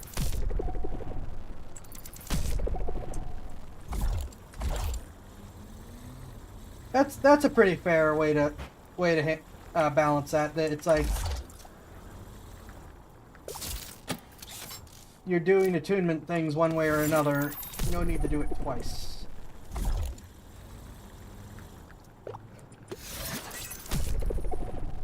Man, there's a whole thing up here. Can I just stay up here and not have to deal with the enemies? Also, I'm not actually sure what my goal is here.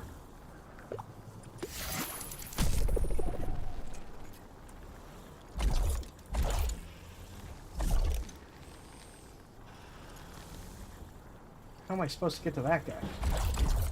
Oh, that's how. Okay.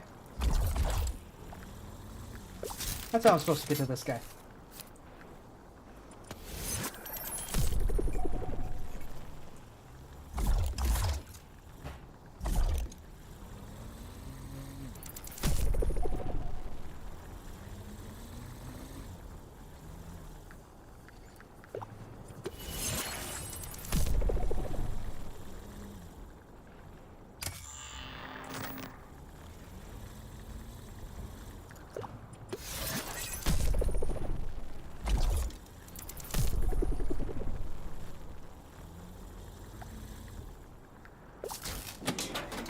Have something good.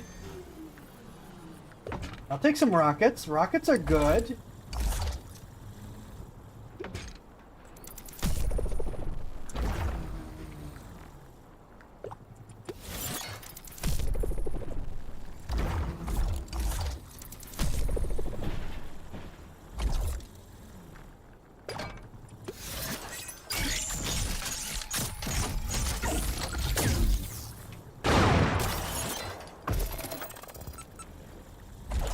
I've got it. 9 of your tank is about Pro to... work, Yeah. I'm going. So, okay, we got a good idea for the weapon integration.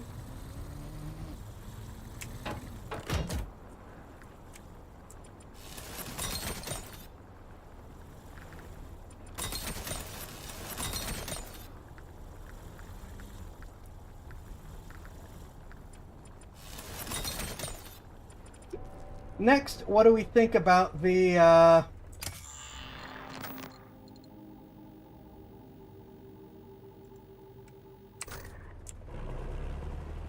what's it called? About the quadruped locomotion, as well as any other ideas.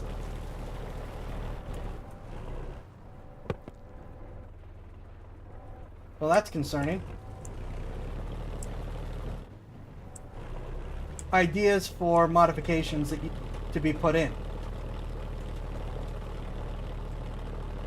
Now, what other things can you add?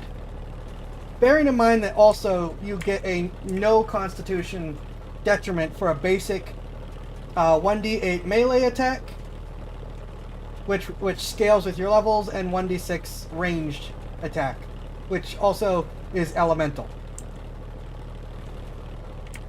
What is that? I think that's that.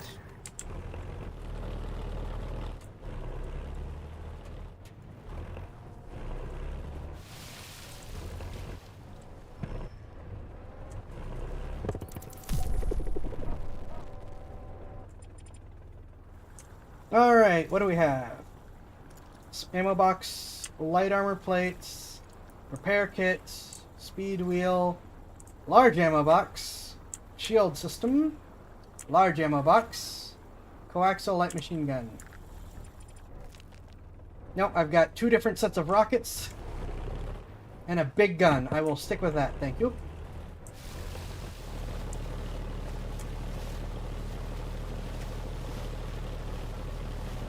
Yeah, I know other quadrupedal creatures get like, count as large for... Oh, nope, that's the red. I'm going over here, thank you very much. Count as large for stuff. Double capacity, easy ride, and it seems good. Easy ride, excuse you?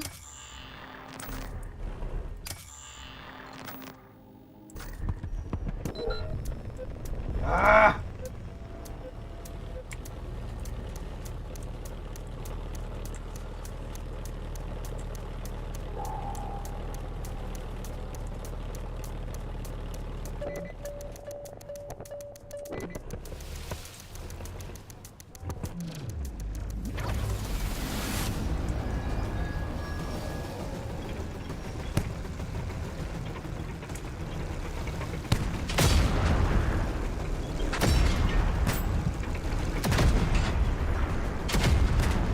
Can I get one of these tanks, please?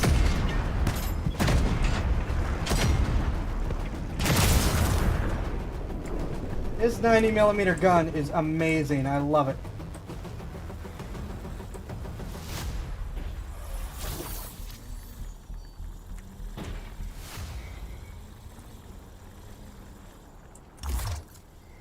Do you not come?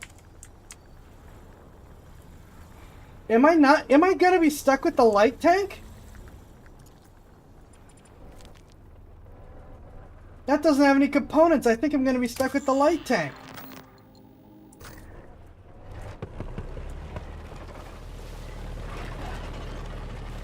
So the ability to be the mount in a mounted combat scenario, I guess I can see that.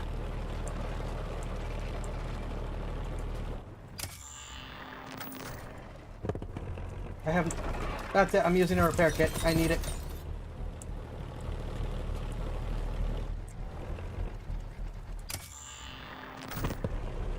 I saw that enemy light up there.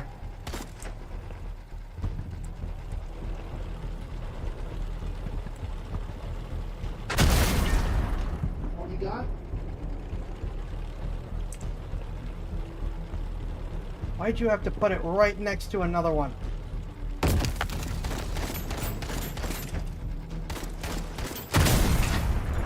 Night, Billbug. Maybe advantage of strength saves to not be pushed around. That also works.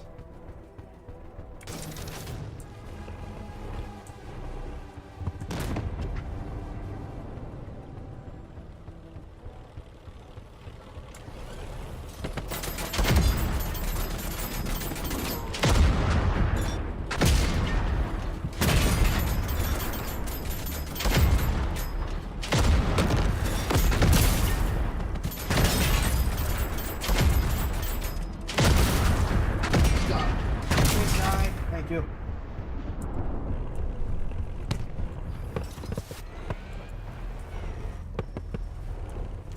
Alright, I'm gonna get my loot.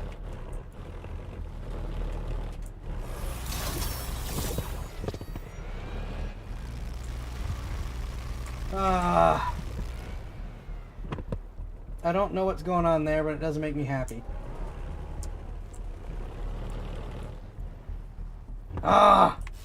And I immediately need to do another repair kit. Darn it!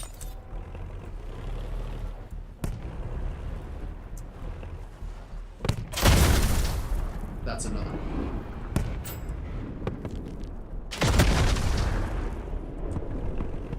Man, this is a significant step up in difficulty from the last one.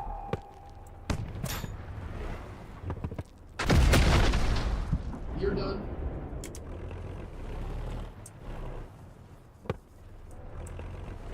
There was another one over here, wasn't there? Or did I get them all?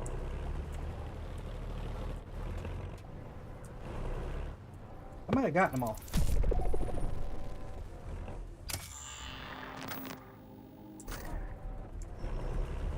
Alright, that's where I need to be.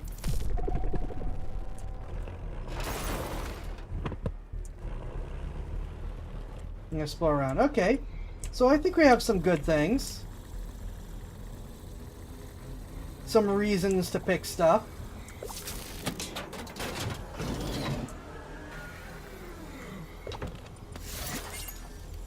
So, do we think that that's...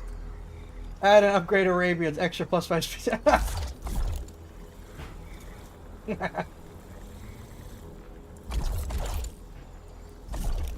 Percadron, you're large and you have advantage on all strength saves.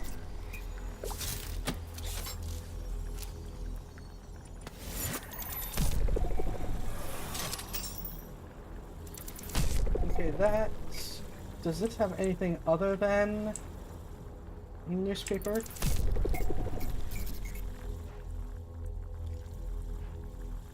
So yeah, what other abilities do we think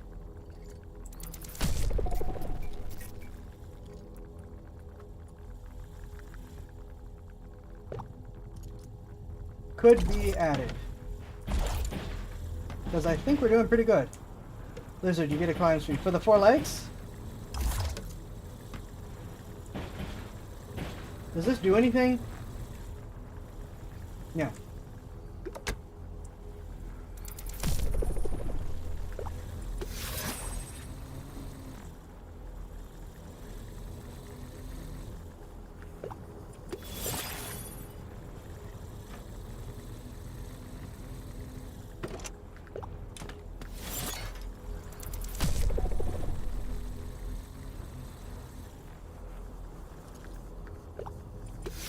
Need to buy the basic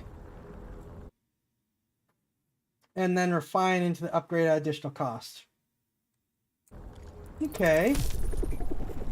So that'll be the first upgradable ability. Maybe not have it keep costing Constitution though, because we already have great ways for you to end up with like 1 Constitution, despite having it started at 20.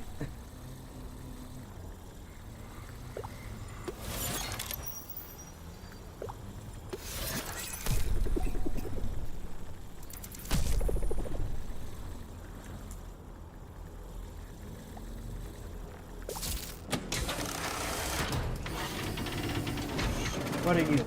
Tank repair kit. Yes, please. Give me all of your repair kits.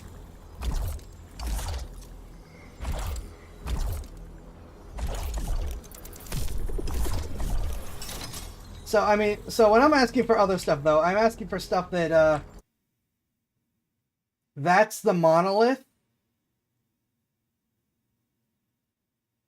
Well, that's not creepy or anything.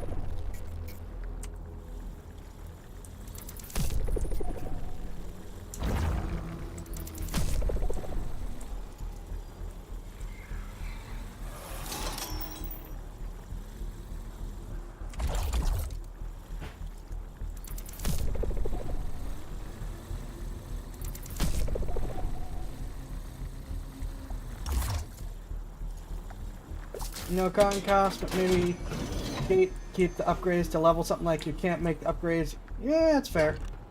Already have these.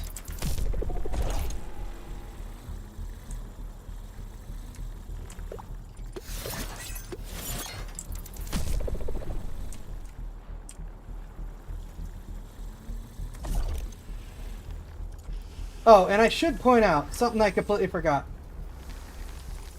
From Goofy with Diver being a literal mobile hotel to the monolith being from Lovecraft. Yeah. You can also add these to your original body. Assuming you haven't gotten it killed already. got the material. But instead of being Constitution work. limited, Let's keep it moving. it's to the limited next to your location. proficiency bonus. Oh, wait. Yeah, I was already up there. Limited to your proficiency bonus. So you can add a couple of these to your normal body. Oh, it's just right there. Okay.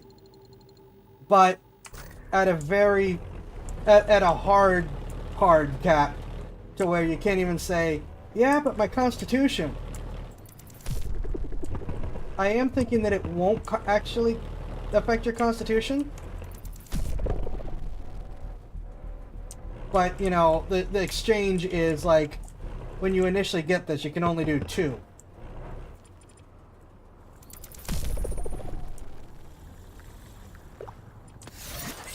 Yes, please. I need scrap so badly.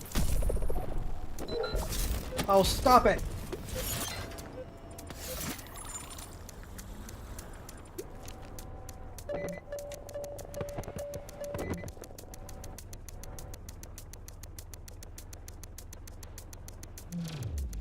I want to see what Marlon's be pretty good at actually flies. Don't say that!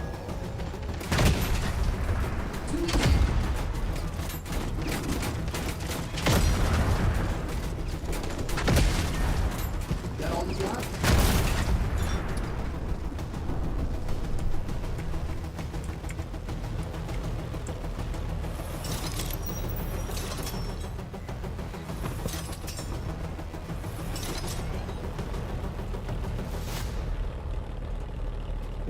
Can you just run once they drop? Do they perfect? I think I've tried to run away yesterday when I was doing this. I could not get away from them. They just chased me.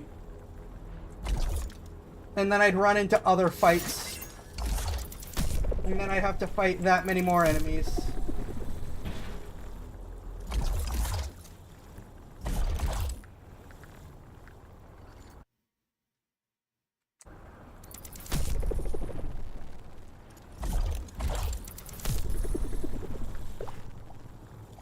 It's a bit of a waste, but I'm not coming back here, so...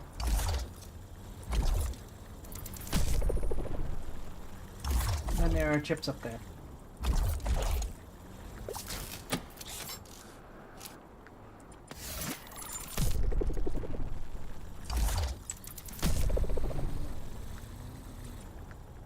Hold on.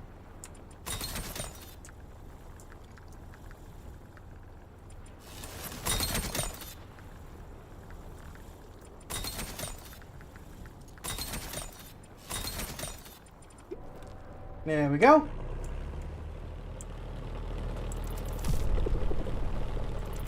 So yeah, you can do some of these modifications at a cost. You're done. I like the 90 mil. The 90 mil is a good weapon.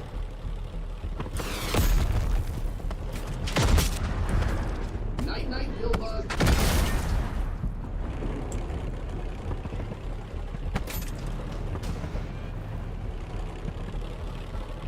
I can't see where that's coming from. Oh, it's coming from a tank that's stuck. Okay, well, I guess we'll just take advantage of him being stuck. I think my gun got him free. Got him.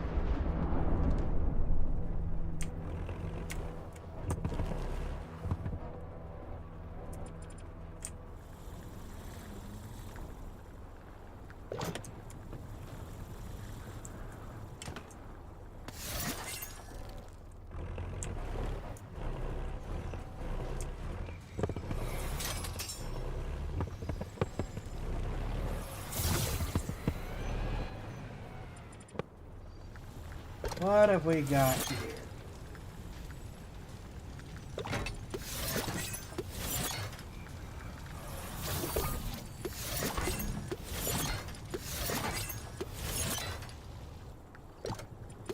This is really satisfying.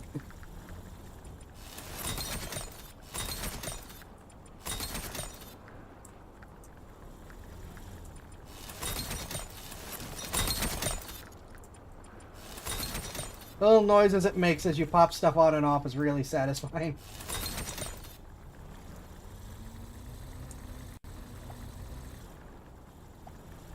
Something good, something good, something good! I need one of these.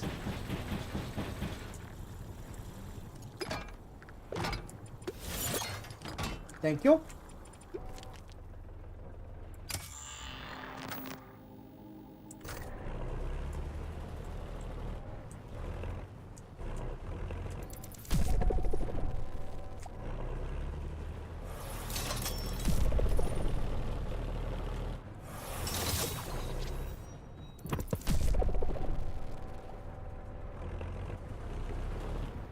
Alright, so last call for any new ideas.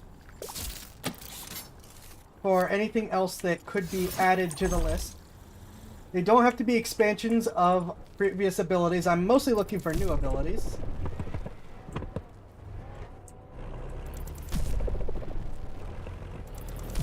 Though, if you have expansions of previous abilities, I'm not going to say no.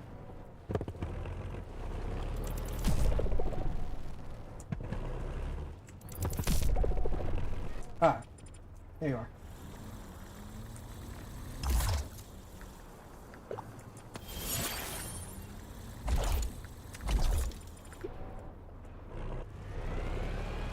Oh my gosh.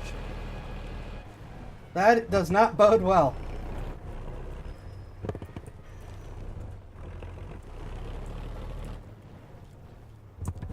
Up to likes the word expansion, yes, I'm sure.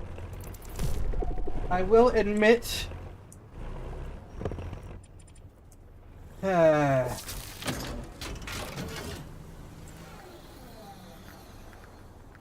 Okay, cool.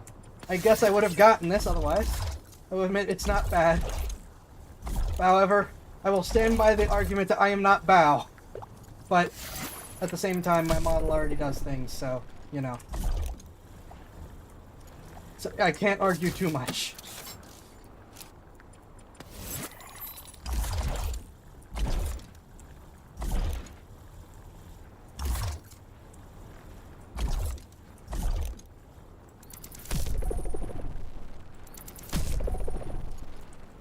Don't know what way I'm going. Aqualung upgrade to the aquatic mode. While someone's within 5 feet of you, you may provide either of them as a free action. They are watching. Gee, that makes me feel great.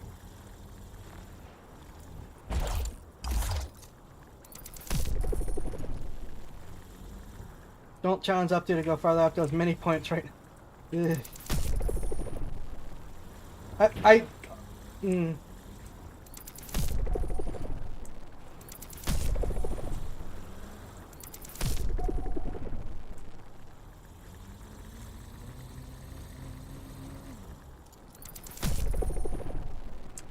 I don't know where I'm going with this. So I guess I'm just chasing items right now.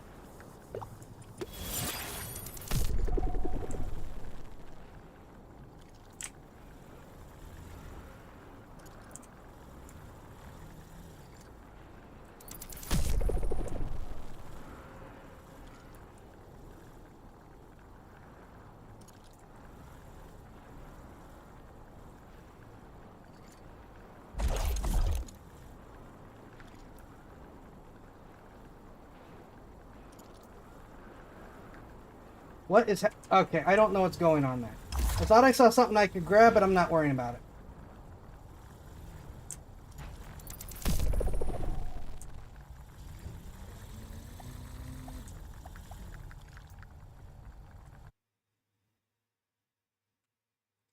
Okay.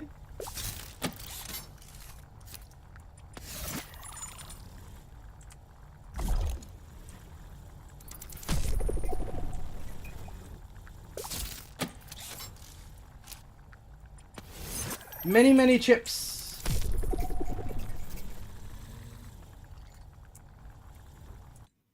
Did you cover illuminated surfaces as a cheap alt to replace in your eyes? You can make cheap. Yes, I did. Costs only 1 constitution, and it has much further range than the eye upgrade does. The eye upgrade gives you dark vision 60, and like I said, I'm thinking true sight like 15 or maybe 20 at the longest. The lantern, the built-in lantern, gives bright light for a cone 120 feet, and dim light for another 120 feet.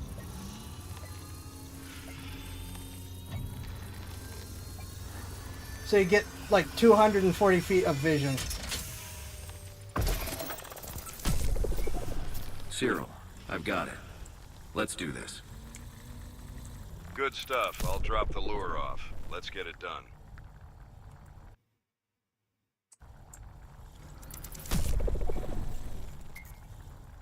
Wait, can I? I can. Aha.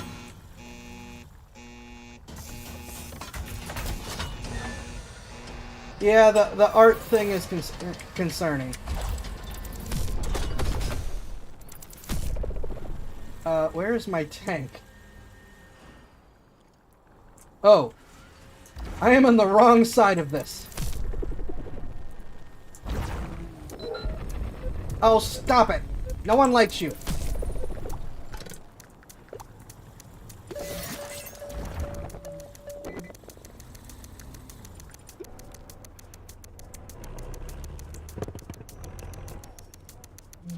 Alright, face my weak spot behind me.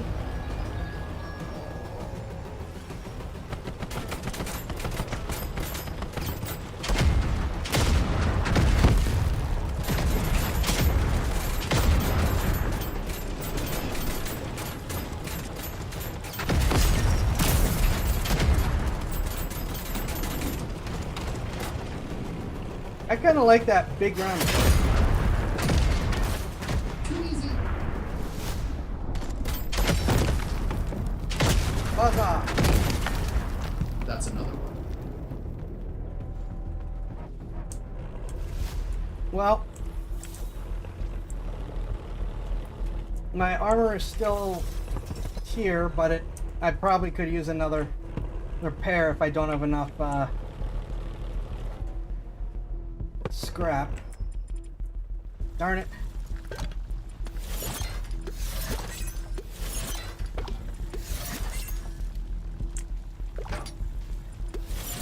But yeah, if there's no other suggestions, that is the basics of the Necromaton player class. And just to go over, like I said, 3rd level you get this. 5th level your weapons do extra damage. And you have the option to add more components. 9th level, let's see, at 1st level you can add to yourself. Let's see. 1st level you can add one thing besides your weapon. 3rd level, no, sorry, 3rd level you can add one thing besides your weapon. 5th you get 2. 9th you get 2. And 15th can get 2, and you can make a 3rd body using this method. And then finally, something I almost forgot to talk about is that you get is that there are two infusions. Well, I'm debating, so actually I'm gonna let you guys help me decide what we're gonna do, if they're infusions or spells or what we're gonna do. I was thinking they were infusions. A 10th level infusion, which is what you use to create more marionettes without spending points on your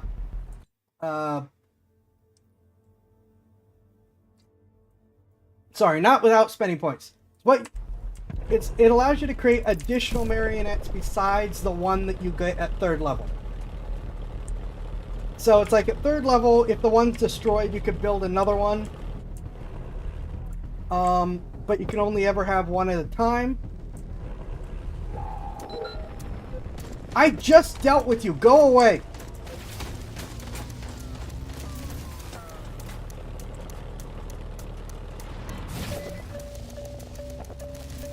So the idea is that when you reach 10th level, you can begin creating marionettes,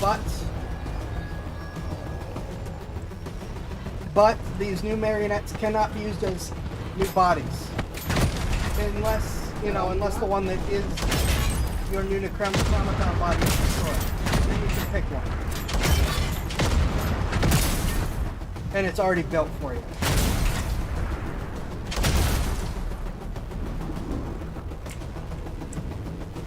Sorry, I got very distracted with the fact I was being attacked again.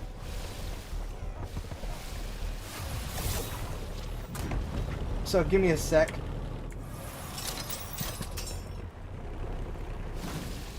I feel like that's an important thing to explore, but I'm already very close to death.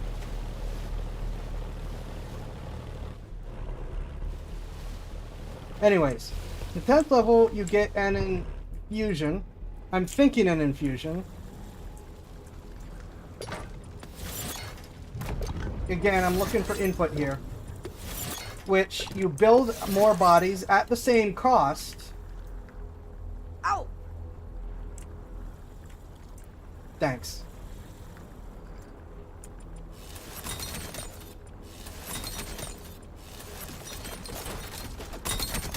I'm just gonna have to use the repair kit. Everything's dying. Where's the store? Can I buy another repair kit before I get into this mess? Backup simulacrum equivalent. Yeah. It's, you can make more bodies, and they're marionettes, so they can do things, but you cannot transfer them. Why? Why? Why immediately?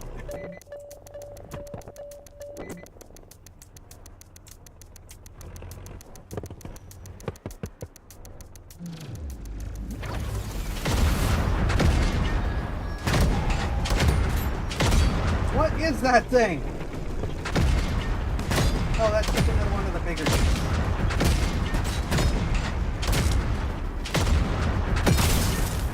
That's another. Ah! Look at how much damage he did already.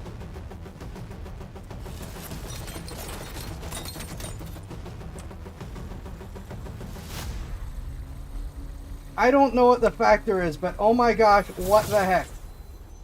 And those guys only give me money.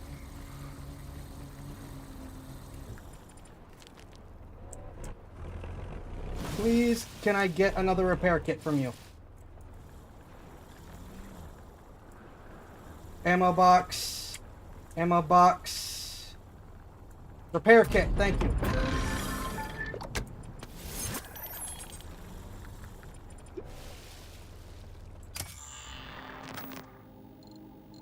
Okay, so now I'm going in here somewhere.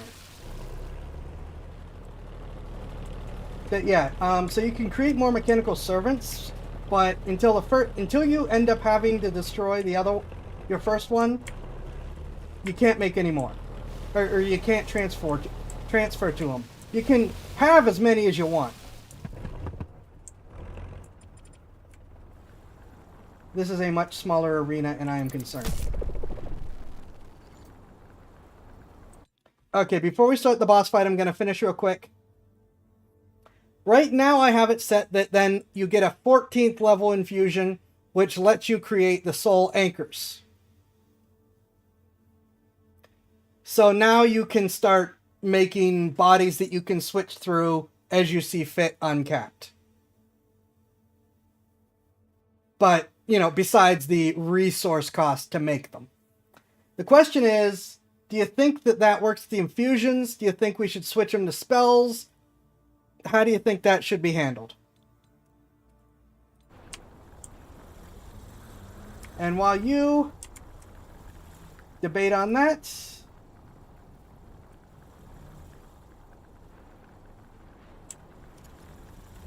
what is that?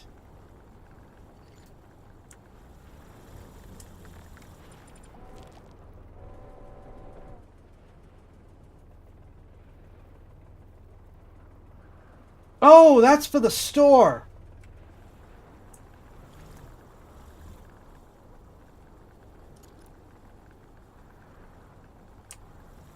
Hoy. Val would be proud. Actually, no, Val would be disappointed. She likes, like, massive.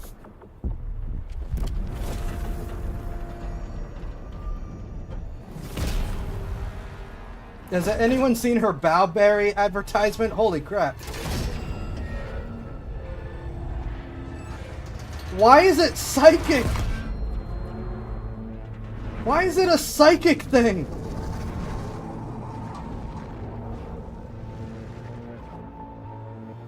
And it's making Cyberpunk 2077 noises. And it's fast.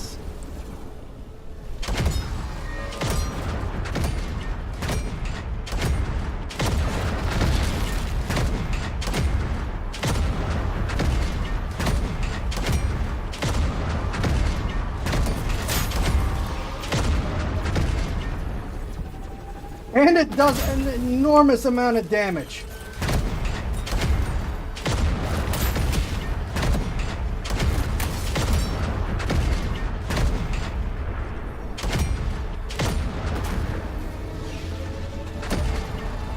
Alright. Switching to rockets.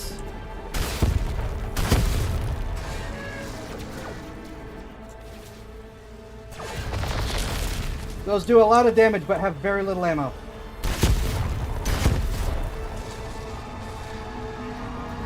But I have more rockets. Ah! You stay away from me.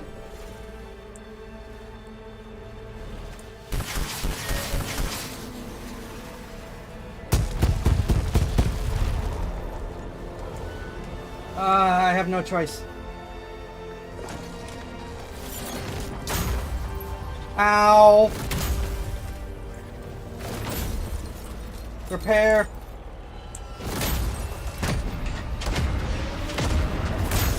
Ow! Repair! I'm out of repairs.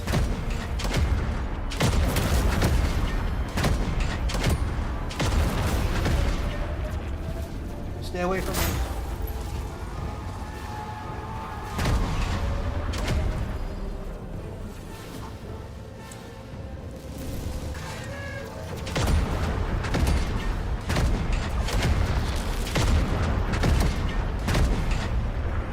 So the 90 mil is really good. It's just, this is a really tough fight. And he does so much damage.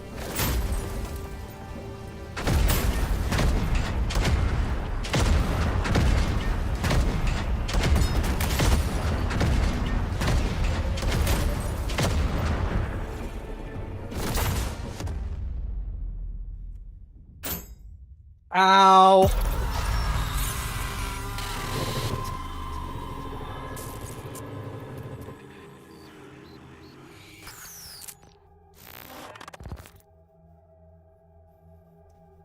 So yeah, I can redeploy right now.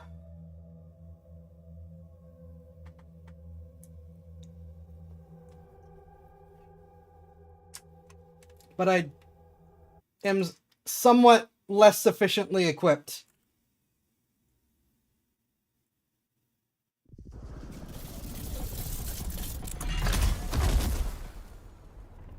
I do at least have one of my rockets, though.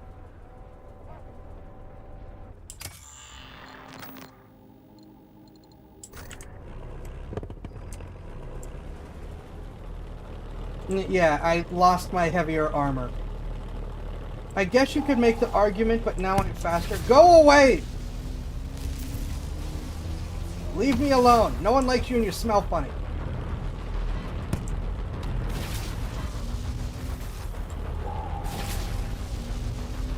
Why are there so many?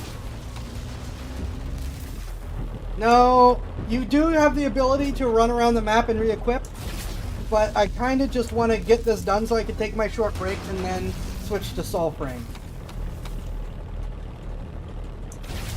At least I will have more repairs. Oh, 2 more repairs at least.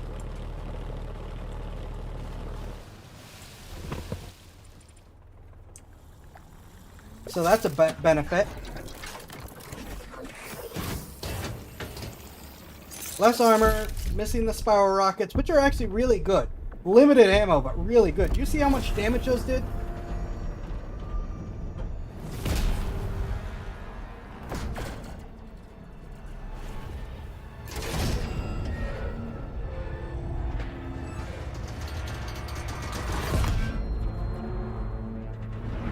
I will again ask why we have a quote-unquote tank that is psychic.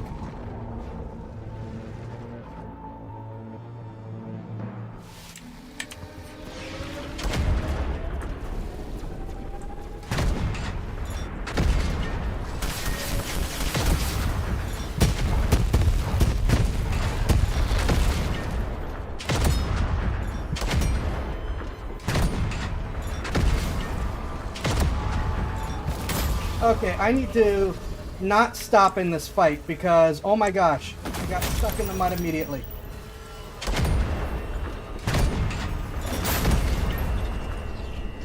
Please be a heal, please be a heal.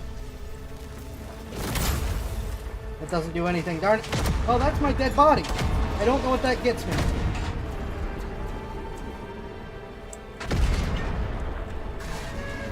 Gonna take a risk.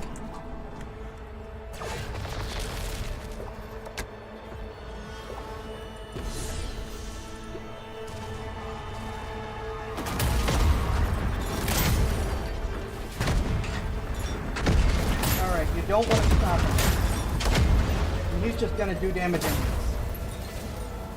There's like no way to not take damage from him.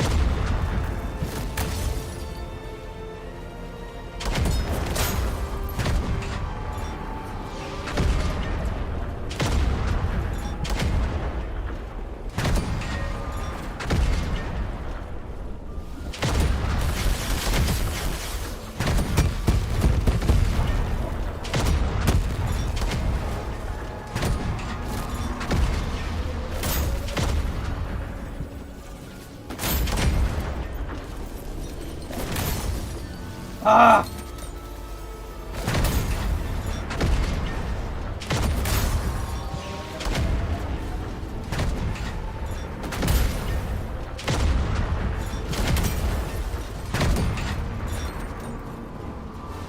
I'm really trying here.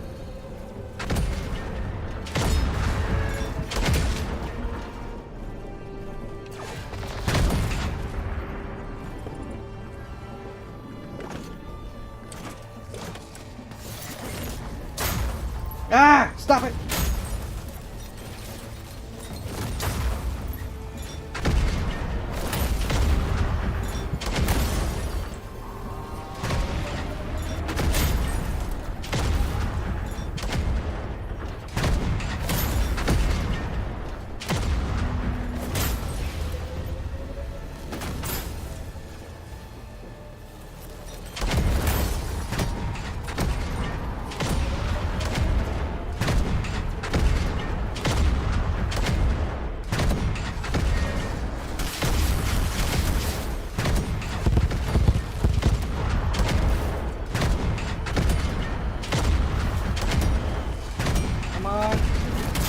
Quickly.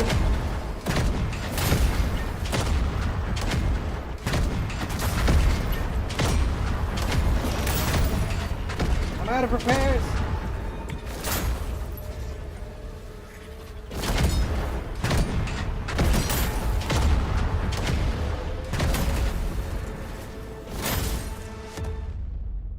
Ha!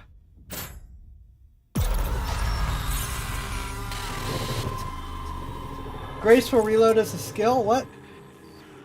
Yeah, this game has quite a difficulty curve. But I get one more shot.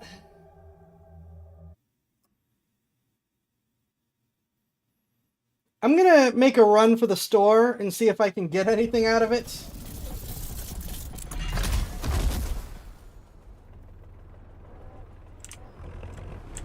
Not that I really have much in terms of, Stop it. Go away. No one likes you.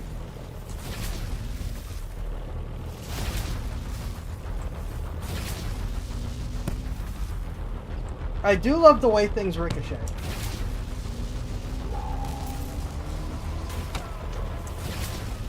Anyways, I don't have a lot of credits, but this is as good as we're gonna get.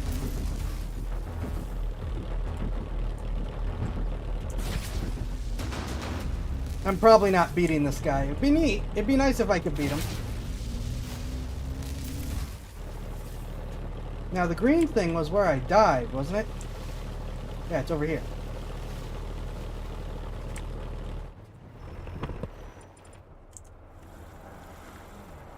I don't know what this actually does for me.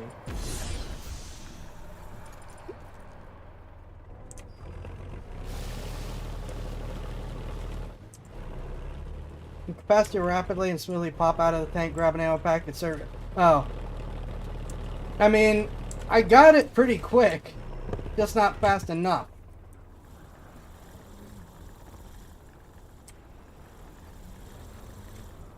So the only thing I can buy is a speed wheel, which does me nothing.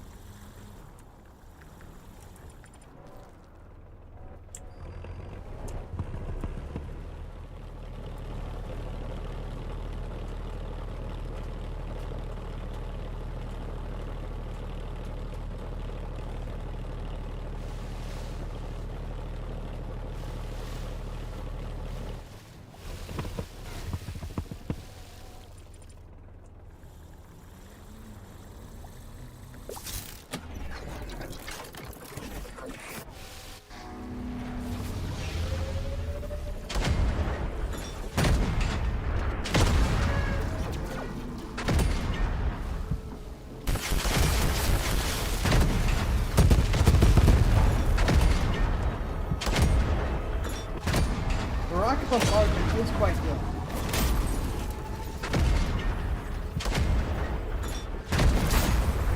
Please stop hitting me.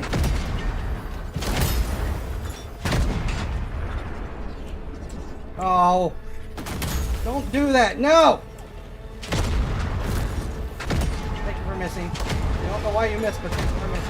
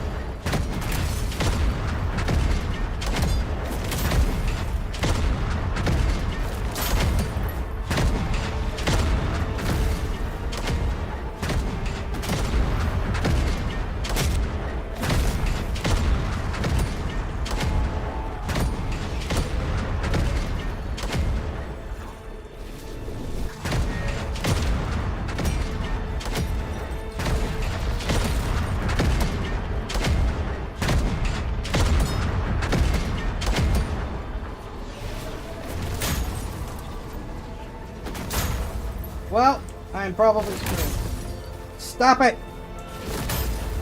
Stop it! I hate auto hits!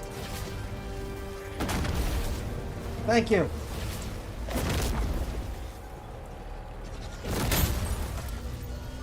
Well.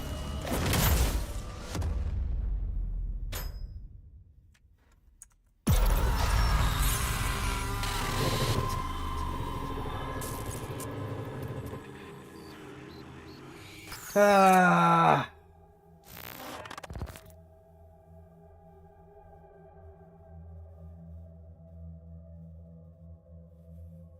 Oh, that is a heck of a fight. And this game has one heck of a curve.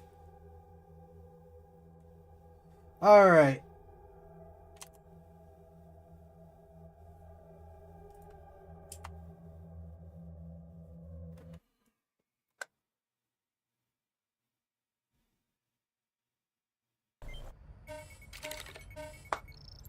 Oh, damn. Whew. Better luck next time, I guess.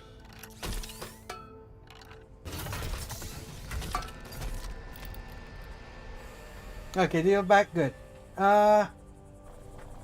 Think you're around about 2/3 the time once you get the hang of it. Yeah, it's gonna take practice more than anything else. Much smoother and stream down. Go ginger around stream is down. Your lives back. Okay. Whew.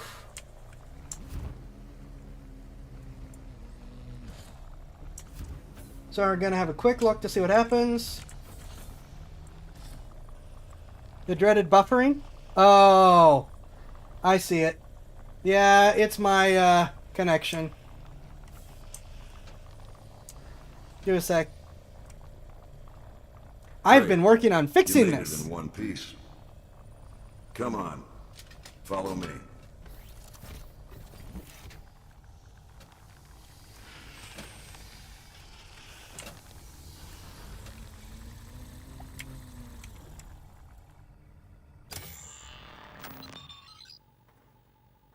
Okay.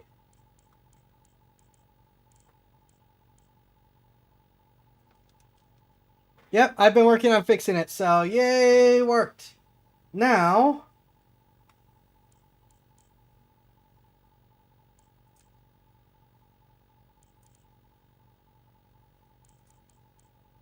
we already have the damage. The boost didn't seem to do me any actual good. I mean, it almost feels like we have to save up for these, because these are the only things that do us any good. The refits and the repair kits. So I'm going to sit on my wallet right now. What are we waiting to get? Emergency resistance. Scrap yield. Ooh, need that. Ammo storage. Yes. Point blank resistance. Secondary damage amp. Emergency shield. Ooh. Chip yield. Yes. At least until we can get the rest of this. Explosion resistance. Needle force field. Emergency damage amp. Secondary ammo. Radiation resistance. Sniper damage amp. Tank repair cost. Part auto repair. Yes, please.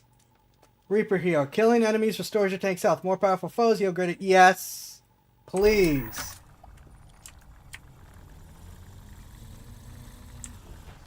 Yeah, the scraps and the ammo and repair are huge now.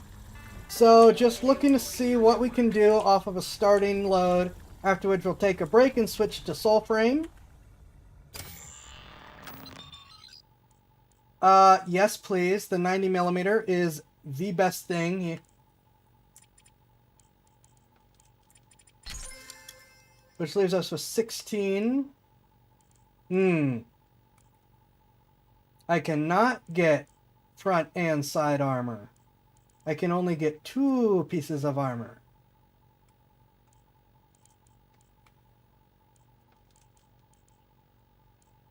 Hmm.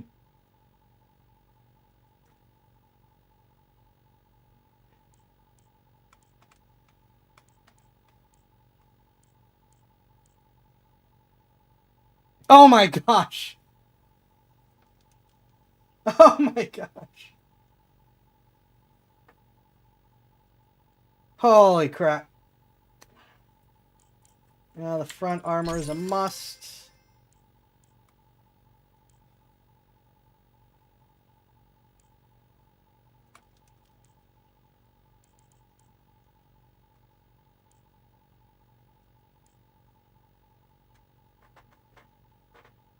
Yeah, it almost is just get the ammo boxes. No, no it isn't. Never mind. Hold on.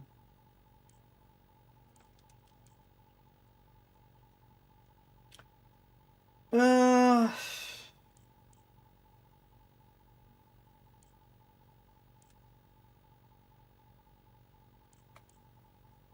What do you think is another good starter?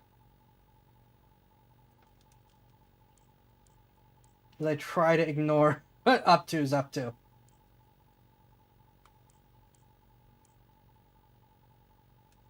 At least for the first mission, since you can clearly stack these.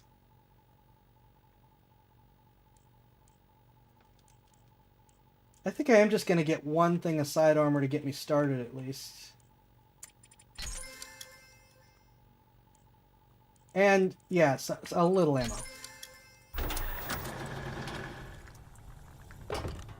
Now, we're not going to go on a mission, but I just wanted to see about getting the initial setup figured out first.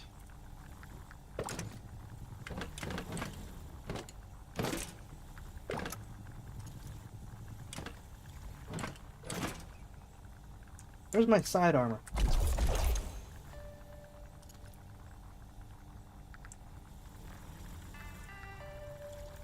Hey, give me my armor.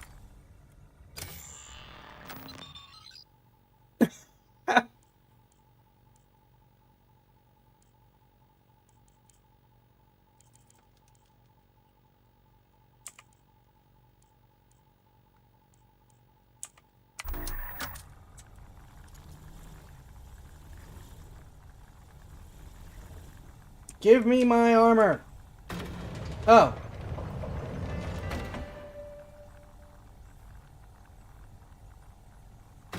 Cool. And side armor gives me both. I only need to purchase it once. Yay! That side armor is much better worth it.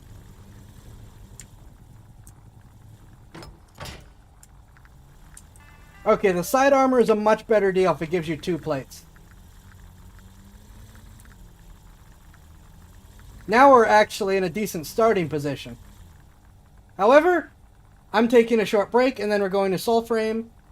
I just wanted to see what kind of starting setup we could do now. See you guys shortly.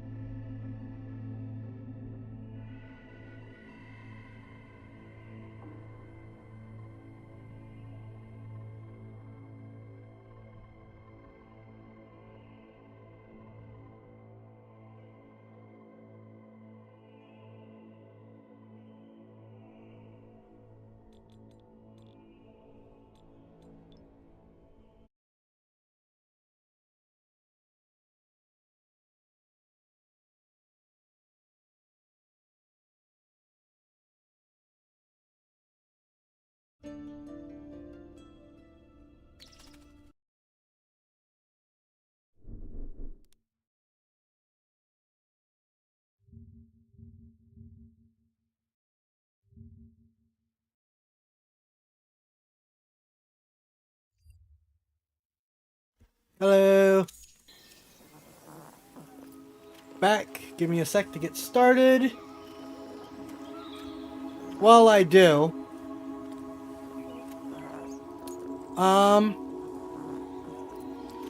had, thank you. Had an idea. Oh, come on. Really?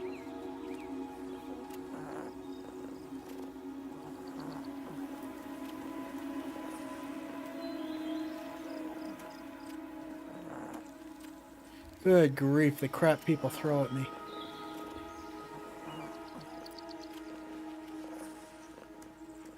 Anyways, give me a sec, I'm getting myself sorted, and then we'll be back in. And anyways, I was trying to think of what next to talk about when it comes to this upcoming splat. But I just kept thinking about the Necromaton. And one of the ideas that I came up with was the idea of the fact that you can take the quadruped mod. Come on, work.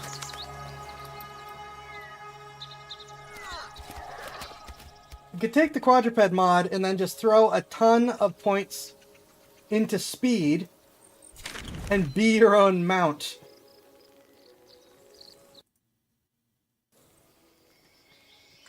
Game. OBS. Thank you.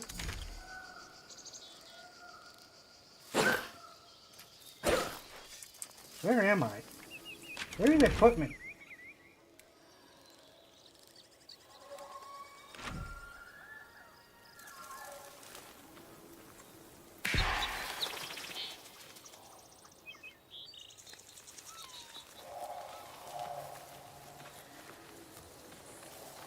Yeah, you could just be your own mount.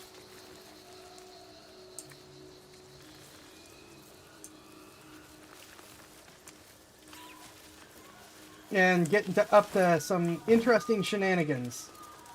Up to, you're curious now what would happen. Up to does this from the makers of Get Over It. Comes a new sensation, mount yourself.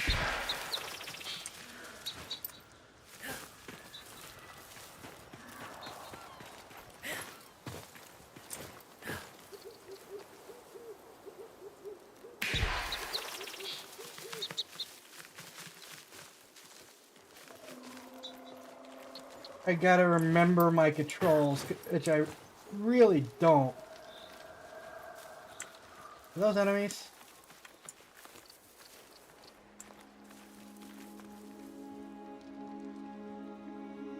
Pretty sure those are enemies.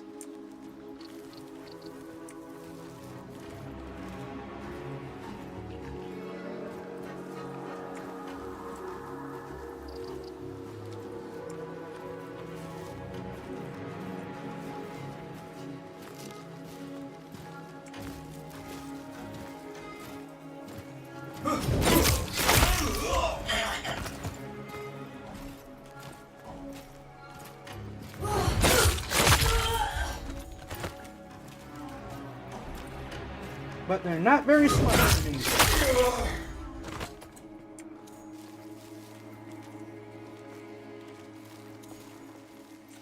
Thank you.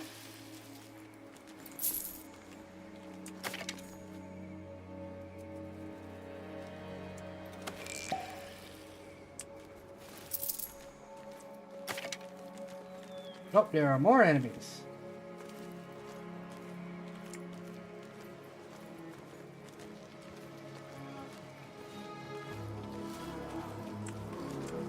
Music is getting concerning.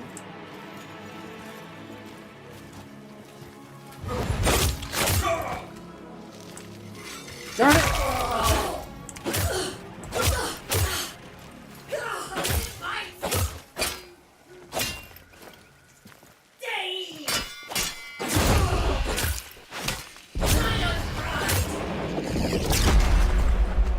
What just happened? I thought I killed them. What just happened?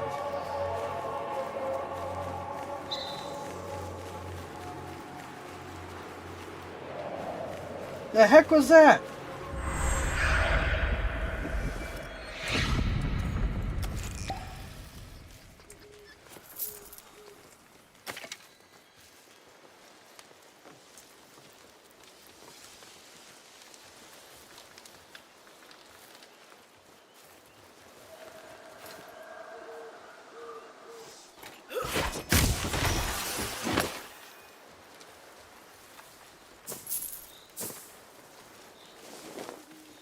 Alright, I gotta turn the sensitivity down a little bit.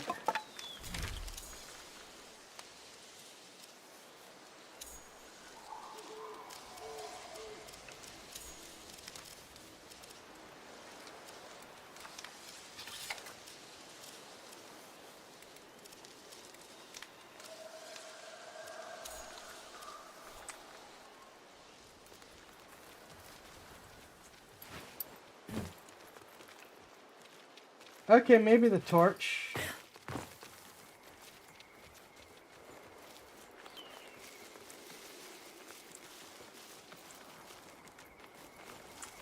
I saw people.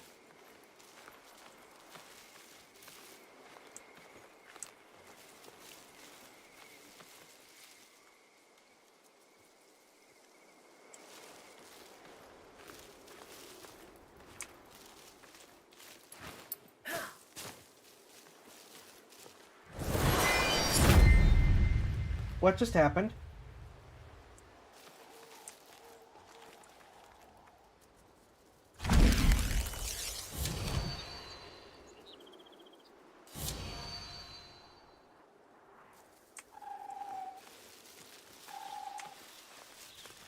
Okay.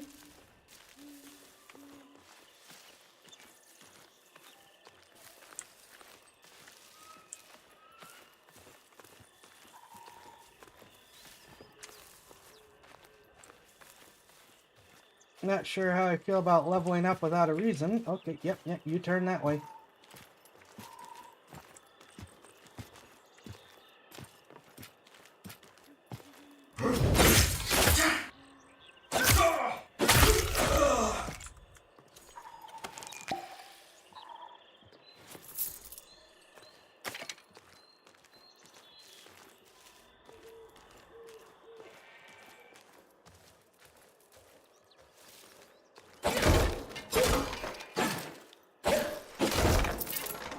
Aiming is still a bit of a pain.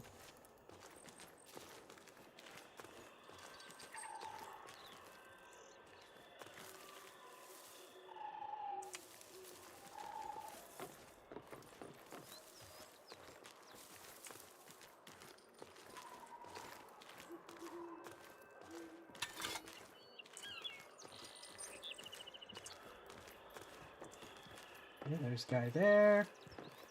I can't tell which way he's facing. There's a guy here.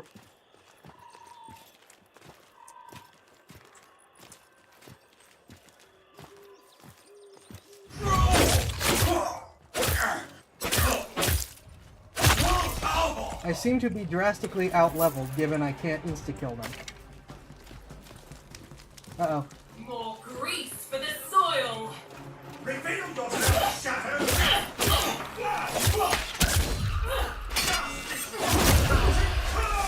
Yeah, these guys hit really hard relative to me.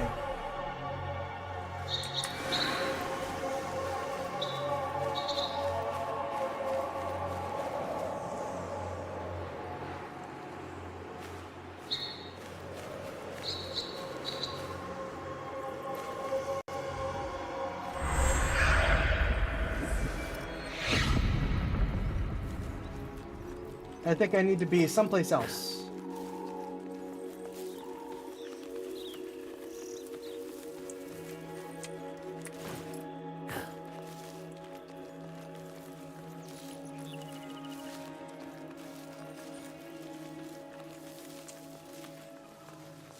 Actually, let's go check our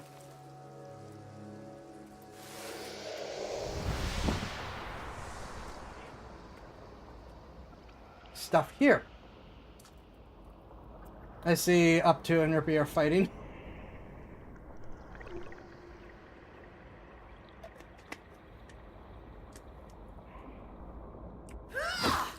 Wrong button. Well, it was empty. Found something, have you? I'll try not to see it ruined.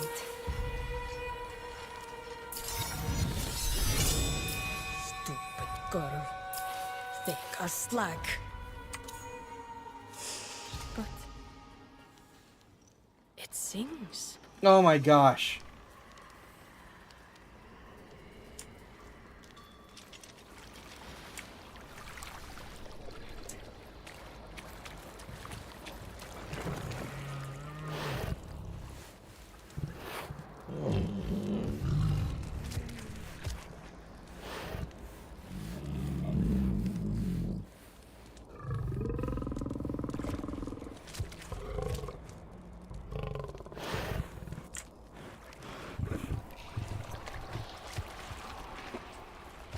Honestly, not that many more ingredients, though.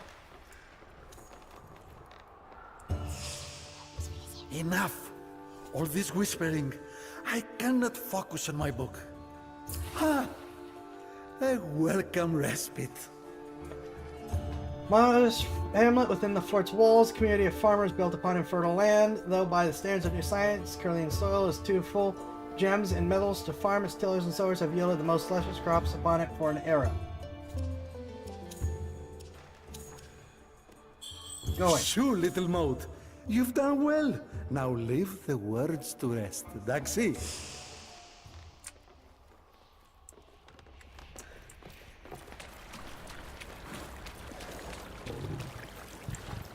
Can I pet the rabbit yet? I cannot pet the rabbit. Yeah, I wanted it to be thrown at me from the beginning. It's just been...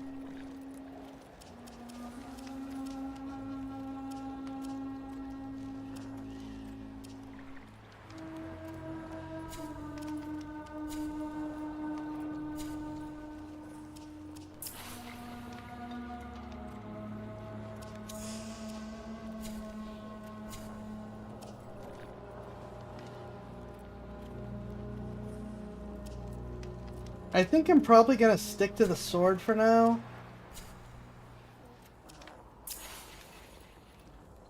Oh, I thought I had gotten an upgrade. Did I not?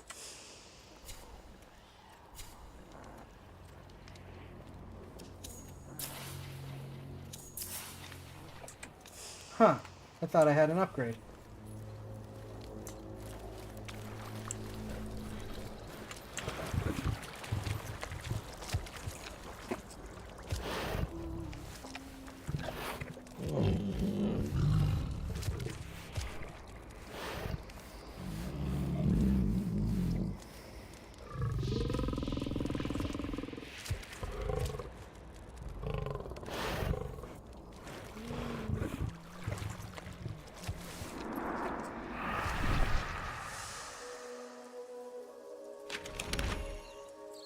Honestly? Okay, I'm here.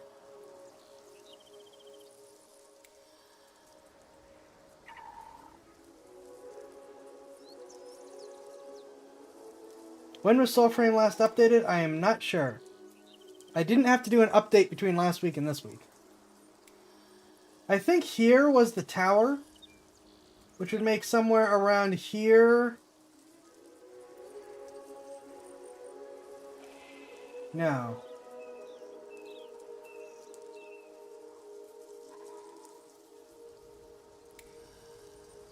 Where's that dungeon we tried last time? No, I think it's here. Let's head for that. Level up and do stuff.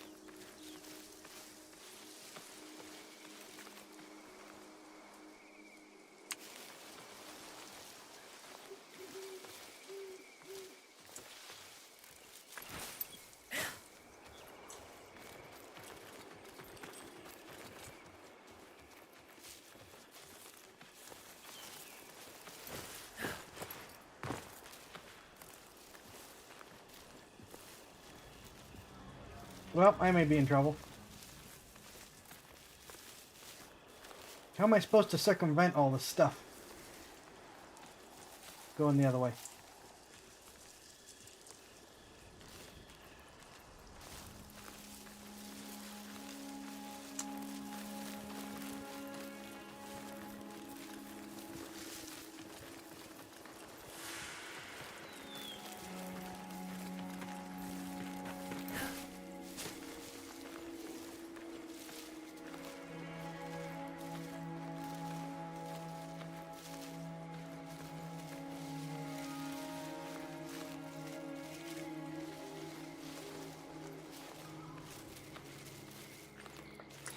So yeah, what next should we talk about with the D&D things while we do this stuff?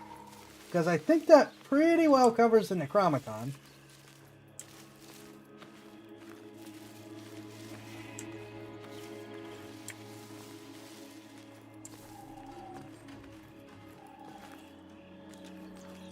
Alright, I'm not sure if there's a way... Can I just sort of straight shot through this and have them ignore me?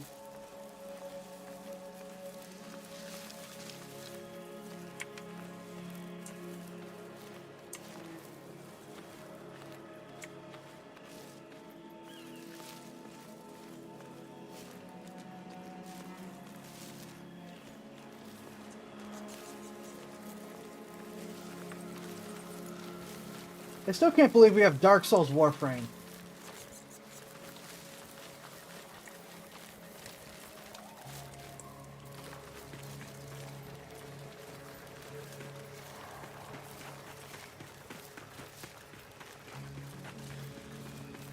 Okay, we have something explodable here. And it appears to be unguarded.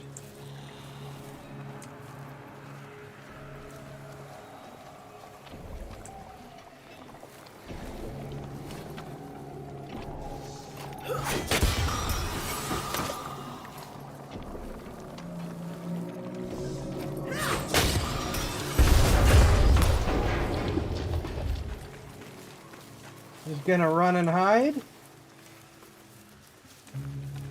In case anyone decides to come investigating.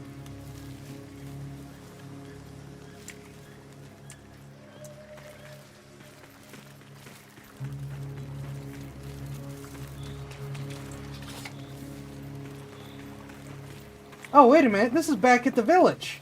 Okay. I know where I am. So they repair those. Great.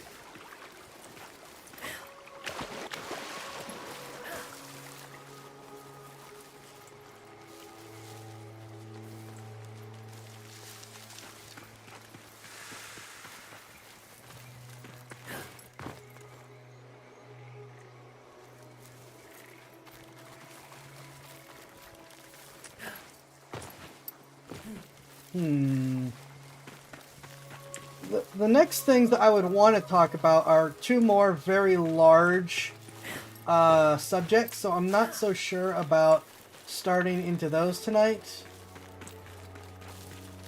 3 more very large subjects. 4 more very large subjects, holy crap. A lot of big, multi-layered lore, critter, class, race type things. Is that the dungeon? That might be the dungeon.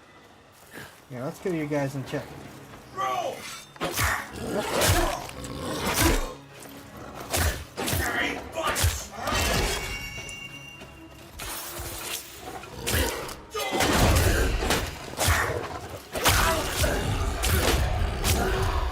Oh, come on!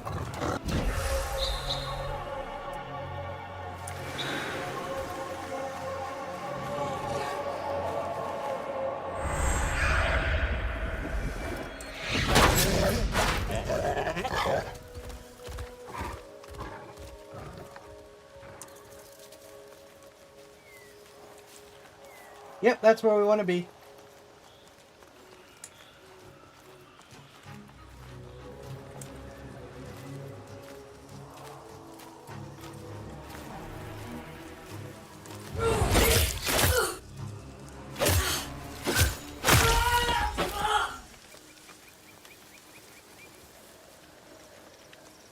Here we go.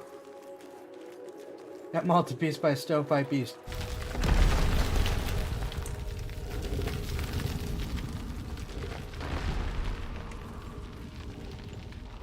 You know, if we did a you die, you get fed cake thing, you take up the whole screen. Yeah.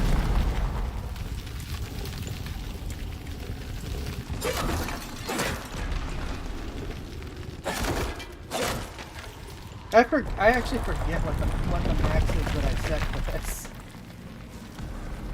That may be cause for concern.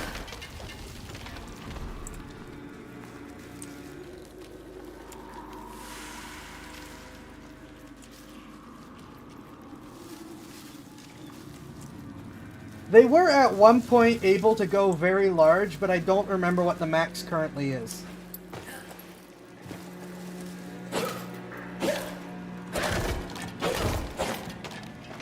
You guys remember the one comical reaction where I was like, just a hemisphere down at the bottom of the screen.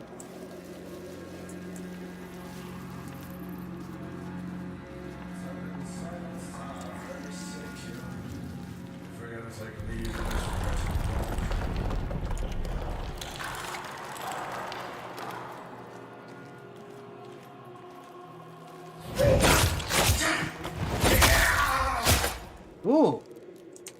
I like that kill.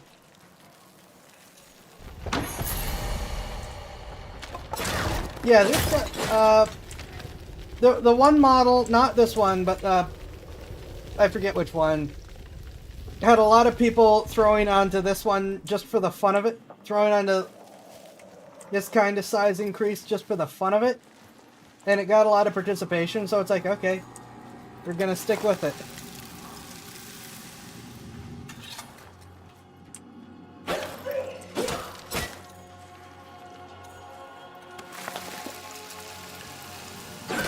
Because it was just for like, it was originally intended just to be for a joke model. You're here for Christmas, Trey. Oh! Where'd you come from? Also, why is everyone now a higher level?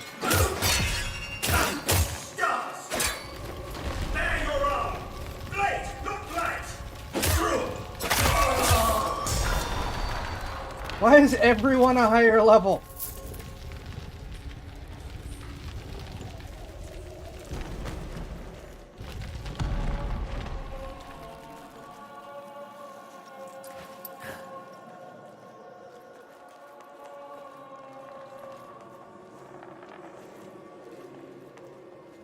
Look the other way.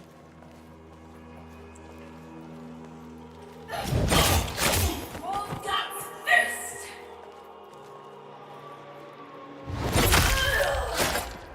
Huh.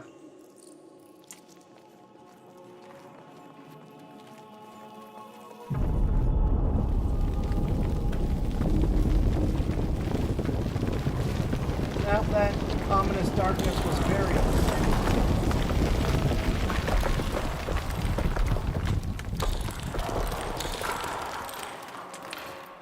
Because the game is level scan. Ah! I wish I'd been able to finish it originally then. Because holy smokes. Everything just got harder.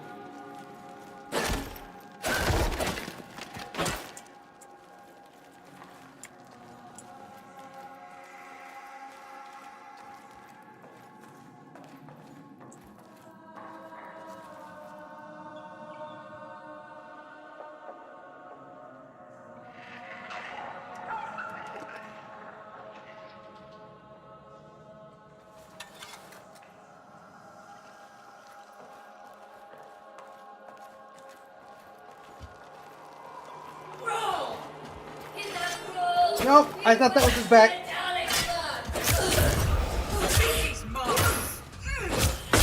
I hit H! I hit H!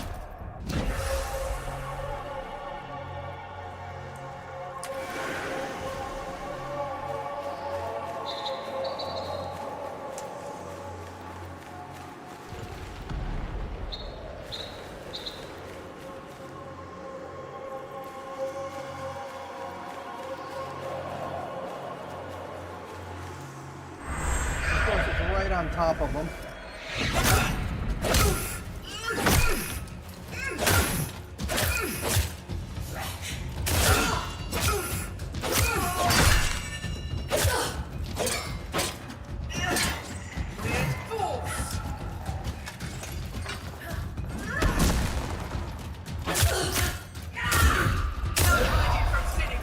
Ah.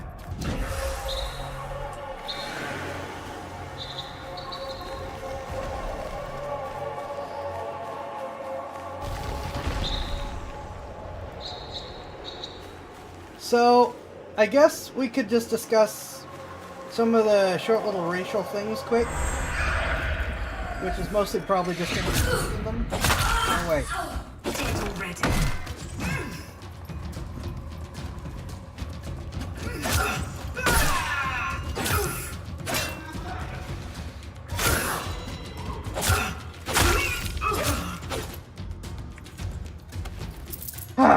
Okay. So, one of and I have some videos on some of these already. There is the half-elf shifter, which, you know, half-elves are currently set up as just half-elf, half-human. I decided to go with the half-elf shifter because of the Baldur's Gate 3 character inspiration, where you get a little bit of the elf options, a little bit of the shifter options, but not... Oh, that's a door, okay. But not super versions of them, because, you know, half and half.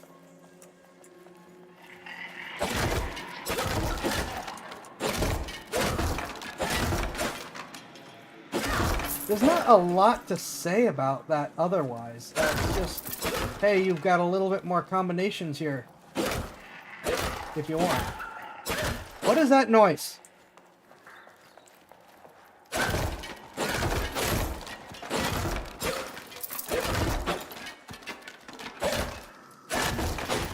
Though I do like that the designs ended up being quite Thundercats. Because we know me and Thundercats.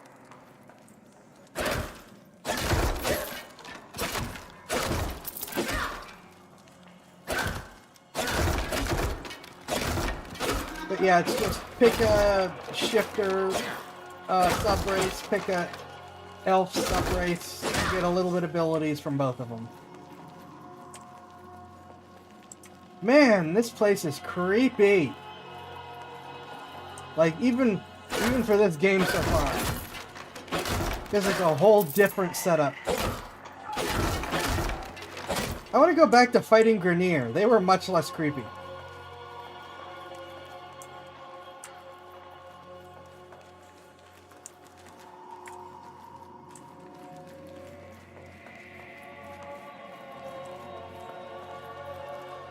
Picking the corpus for a while.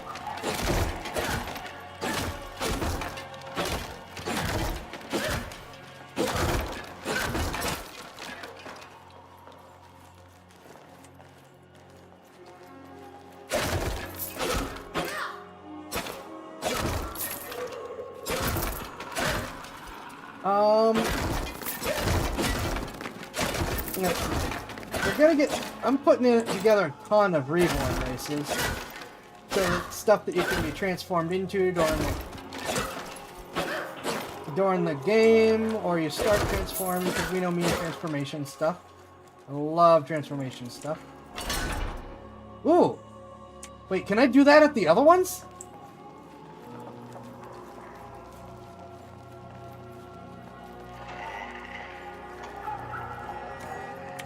I can't!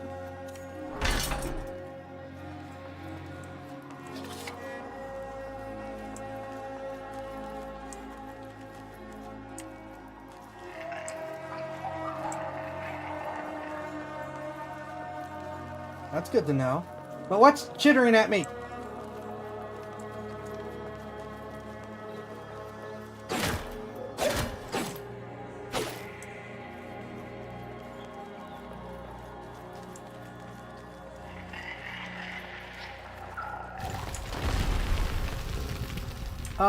One is devil contracted, so you make a deal with a devil.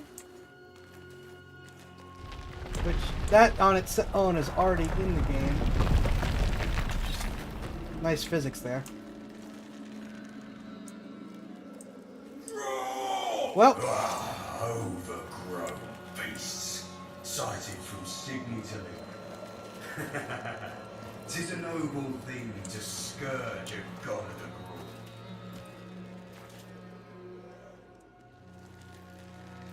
Really?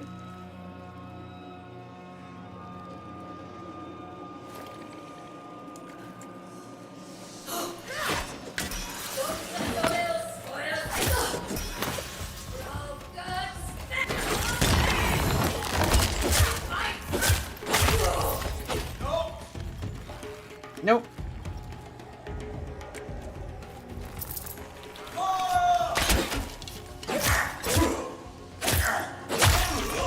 Bye.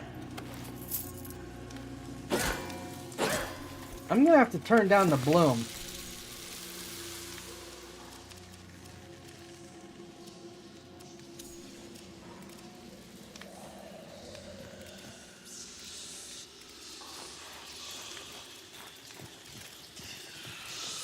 Please stop with the whispering.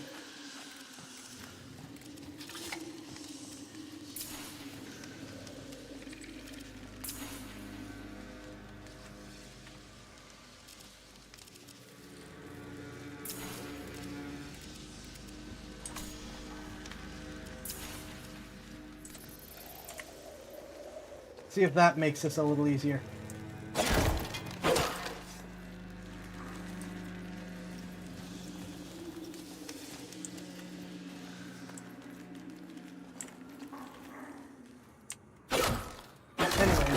Devil Contracted, which is, again, you can already make deals with devils in D&D, but they don't really do Found anything something. unless... Ooh! I'll try not to see it ruined.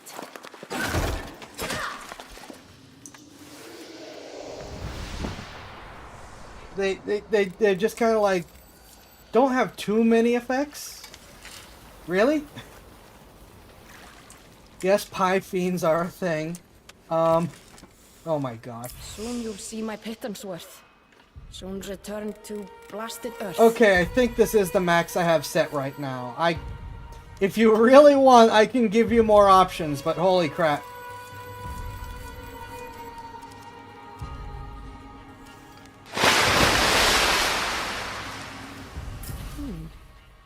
I'd be keen to see it whole.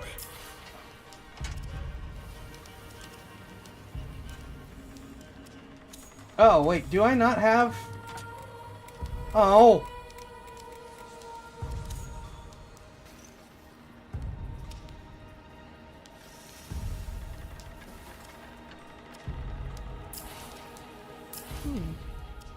I'd be keen to see it whole. Darn it.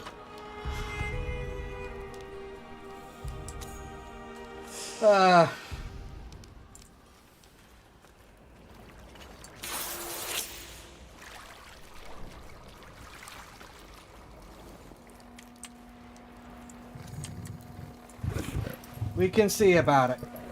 Anyways, where was I? Oh, yeah. So Devil Contracted gives you devil wings, so you can fly. A barbed tail, which does 1d4 damage. And Vicious Mockery.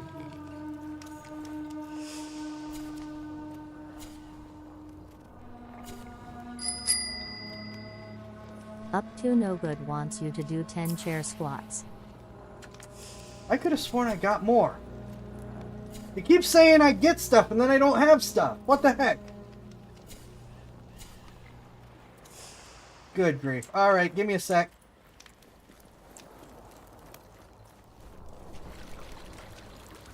I still need to figure out how to link the model response to the cards. I'm still working on that one. Alright. 10 chair squats. Oh, that's in the way. Let's have that not in the way.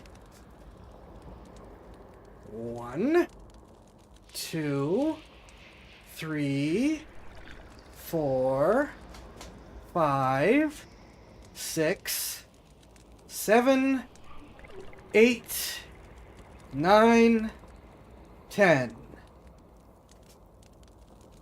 You guys never redeem exercise stuff. What the heck?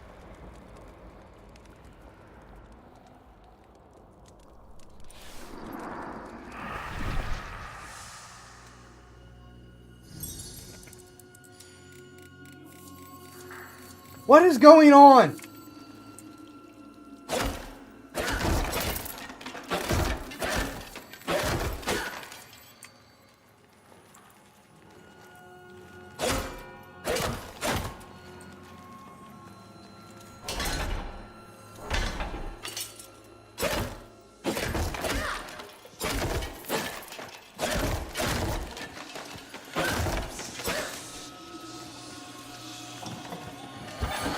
So yeah, okay, just more of that. Can that count as the joinery?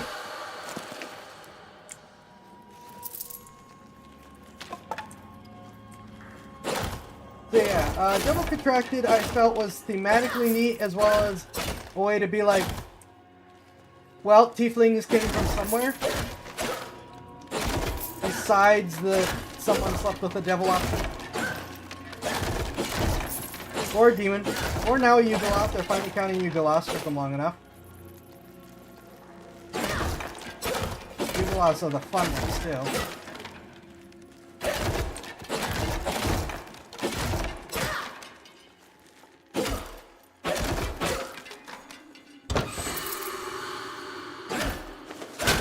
So yeah, now you can start with someone who made a deal with the devil, or you can be transformed into someone who made a deal with the devil. It's part edgy, part just fun things.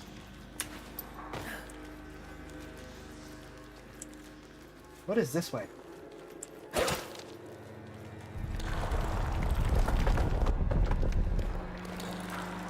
I don't know which direction this is gonna want me to go.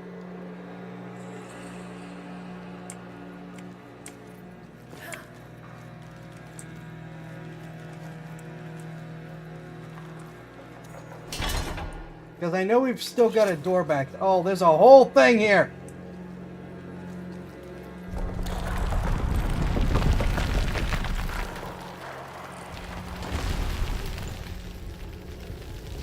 Alright, we are checking out the other area, because this is a whole thing here. Oh my gosh, you too.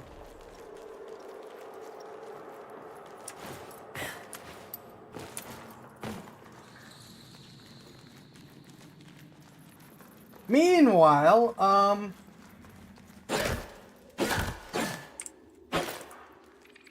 we also have Dragon Touch, which are basically a more draconic version of the Devil Contracted. Which is, you know, a dragon decided to give you a little piece of its power. Stop whispering! So now you are a little more draconic, but you're not like a dragonborn. It was basically a way to do, well, there's a way to scratch that itch of must have more dragon things, of which there will be more to come. Oh right, for Devil Contracted, that goes hand in hand with something that I personally think is clever, but that's just me. You know, I'm the one that thought it up, so of course I think it's clever. Which is the Soul Harvester Dagger. Now, this doesn't have to be used this way, but this is its primary intended purpose.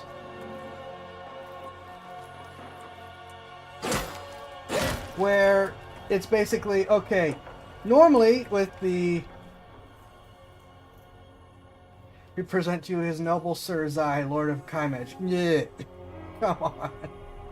Good grief.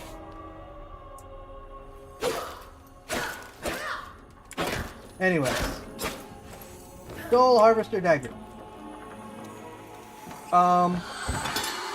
It is... okay. Please be useful.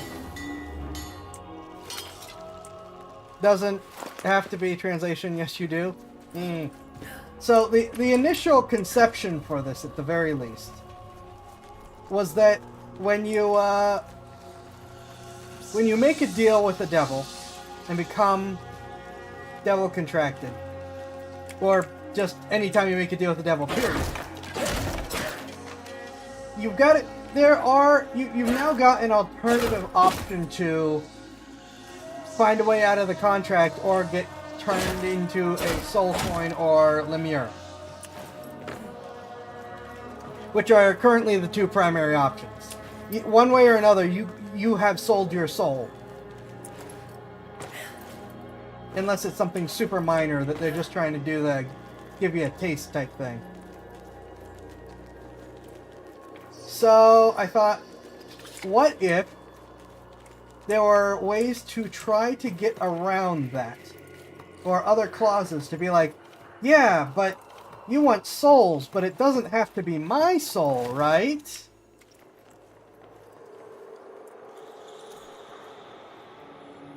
Being a soul coin or mirror both suck. For those, yeah. Soul coins are demonic currency, and demons eat them to fuel their own power. Well, demons and devils.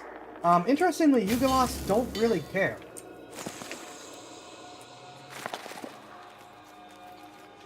And Lemirs are the bottom rung of their collective ladder there, and are basically a miserable, horrible existence for the Lemur, and the Lemur will probably be used as expendable cannon fodder and or just expendable stress relief of the violent kind for more powerful creatures. There's a lot of fates worse than death. Both of these are pretty high on those lists. So you could say, hey, you're owed souls, but they don't have to be my soul, right? They really need to fix this animation because it's weird.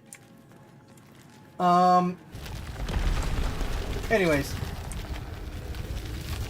And so you can use the coin, or not the coin, the dagger. Let's see if there's enemies here. Yep, okay, there's one. To say, okay, you have to kill a set number of people with it, which is to harvest their souls. Oh, come on. And maybe that is a better trade? Possibly. Okay, there's just 3 of them. Good grief. Overgrowth beast sighted from Signy to Lyra. It's a noble thing to But the Soul Harvester Dagger...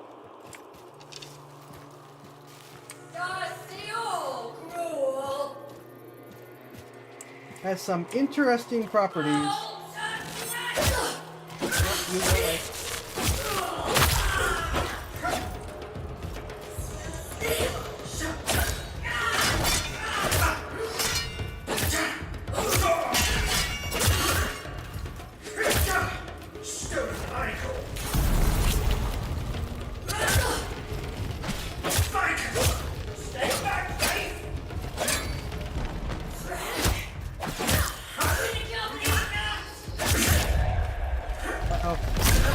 Heal! Ow!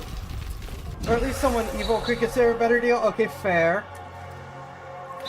There's also you thinking you're more clever than you are and being like, well, surely I can find enough evil people who we wouldn't mind doing this to.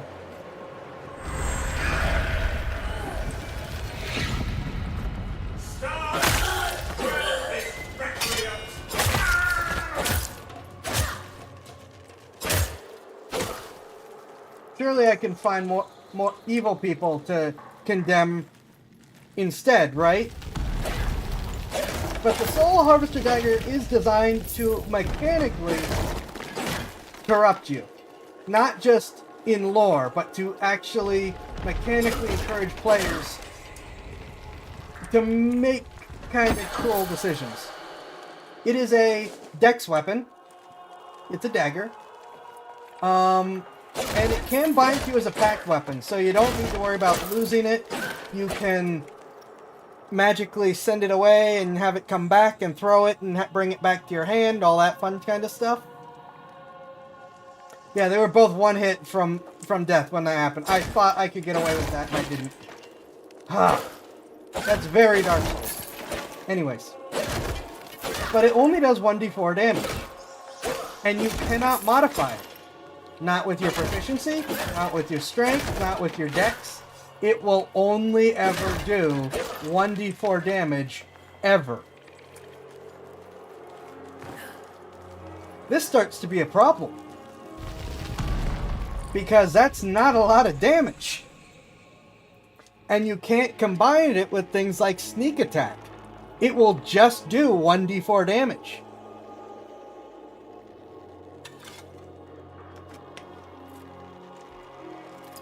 So now, do you do things the hard way and try to time it so it's your last blow on an enemy? Or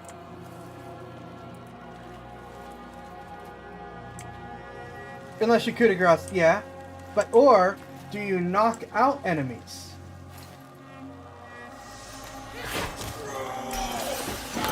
Come on.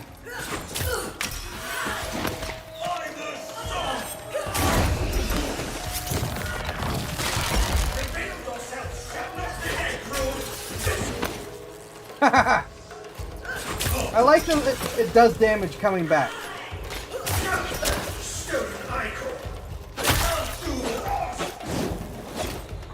I really like that it does damage coming back.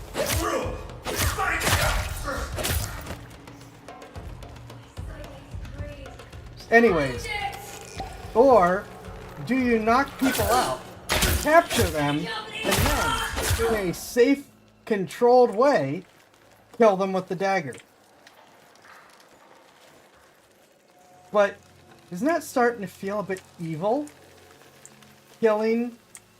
Oh, well, we are back here. Killing captured enemies that can't fight back.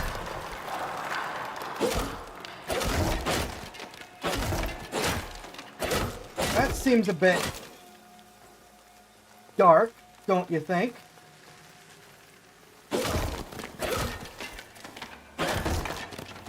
Doing all that just to pay your debt. But it doesn't end there. I mean, we're talking ritual sacrifice. Yep, exactly. Condemning those captured souls who can't fight back in your place. Turn around, please turn around.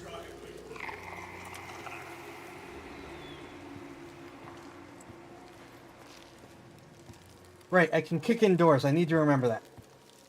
Overgrown beasts, sighted from Sydney to... Thank you.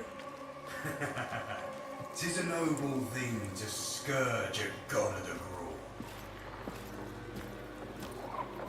But the dagger doesn't end there.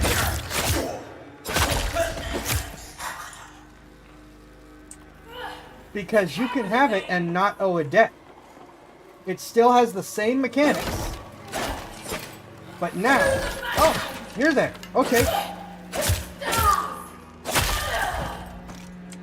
Well. But now, once you have paid your debt, or if you just find the dagger without, you know, having to pay a soul debt, it still has a use, besides being a crappy dagger. Well, a crappy dagger with a few useful abilities. If you continue to kill people with it, you can charge it. Every person killed with the dagger adds a spell point to it, using the variant rules for spells. Now, this means you need to kill 2 people to have a single first level spell. But it does mean you can harvest a theoretically, with a lot of work, infinite number of spell points.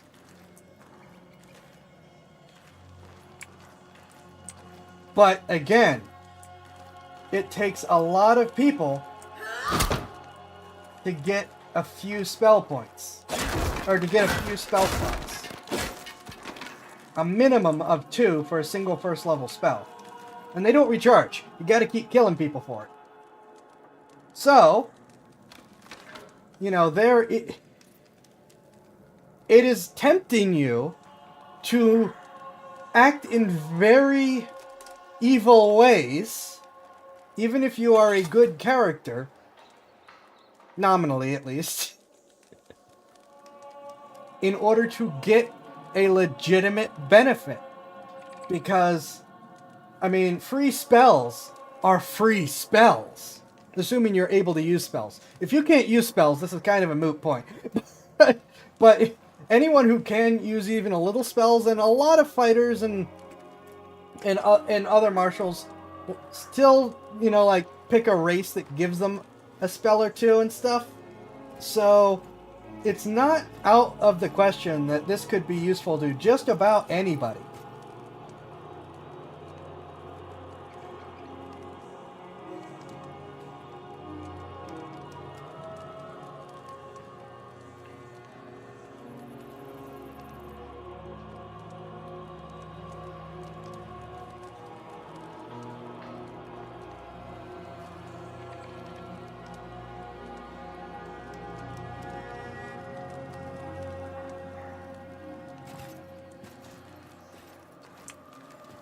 So...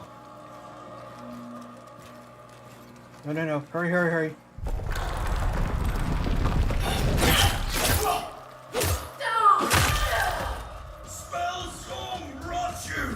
I have the high ground! Uh-oh. I need higher ground! I need higher ground!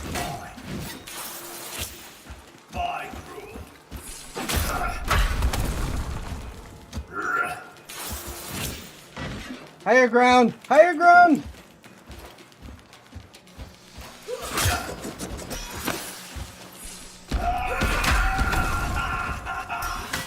Why do you do half of my HP with that attack?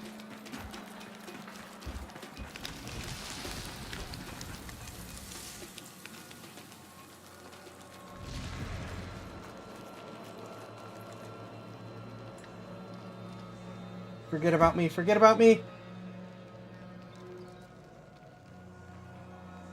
Forget about me!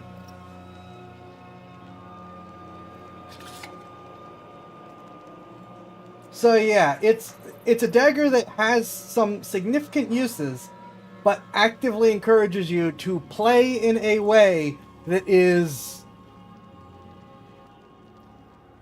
very questionable.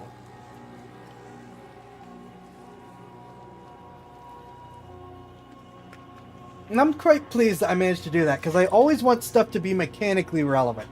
I hate when it's like, well, the lore says this, so it would be good for you to act in this way. Please turn around!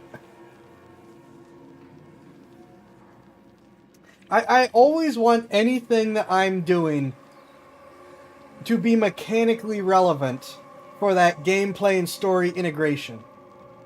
To make what this is meaningful beyond, oh, it is a ritual dagger that only does 1d4 damage.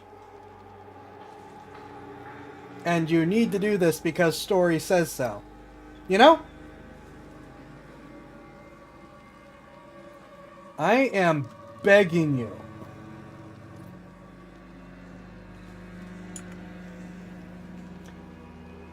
Okay, fine. We're doing it the hard way. By the stars!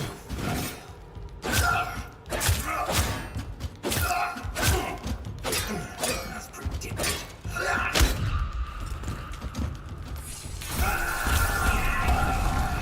Thank you for missing this time.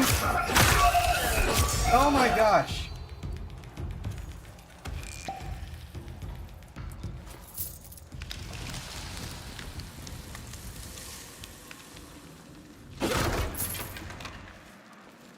All right. What else do we got? So we've got the dragon touched. We've got the devil contracted. I actually have a second dragon thing, which is the demi-dragon, which a lot of people are gonna like. Probably, because it's a play on the classic dragon. Or not classic dragon, but classic half-dragon, in a way that a lot of people I know want. where you start off as a rough Dragonborn-ish equivalent, but you're like half dragon, half other creature. Right, you're the things that I need to destroy, right? Your choice.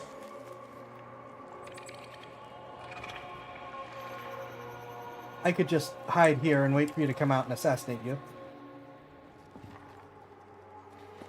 But the thing is, as you level up with the demi-dragon, you get a transformation ability. No wonder the silent rose burrows beneath Alcon fills. This air Being able to transform into a form that is more and more draconic.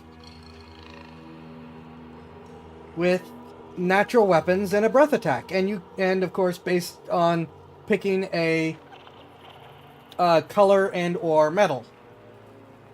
Which will give you, well, your other draconic powers, basically. Your resistance, a spell, what your breath attack does, that kind of stuff. And the thing is, when you reach level 13, I believe it was 13, I don't have it in front of me, you gain the ability to just turn into a dragon. You can still shift between that and your original... Oh, why is there another one? I hate you.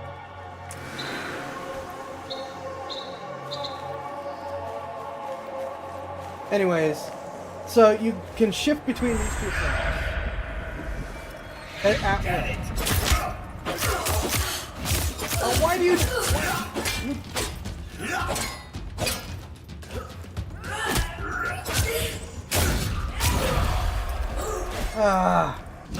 I'm not gonna have fun. I'm not gonna complete this in 20 minutes. There's no way I'm completing this in 20 minutes.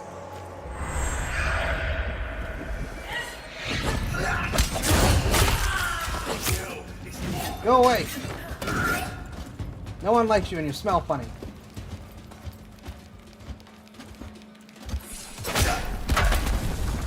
Why does that do half of my HP?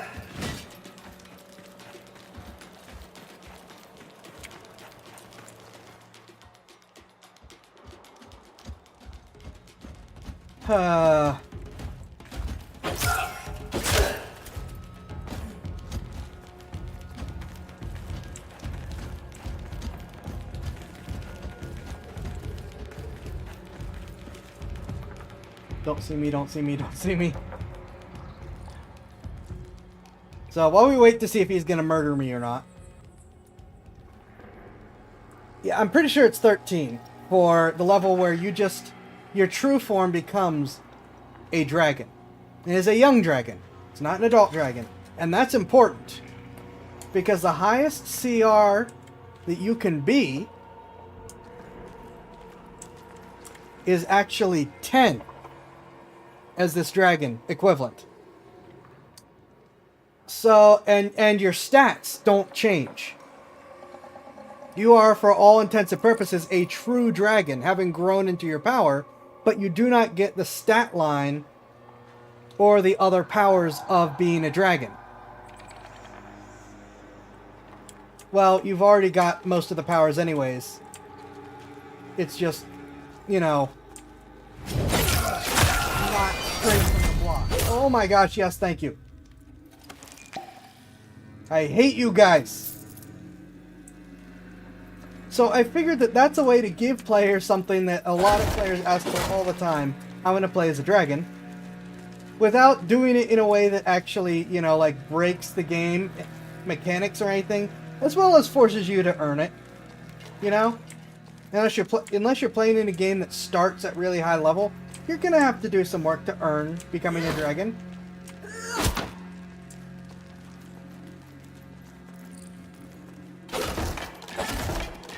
Hello and welcome and thank you.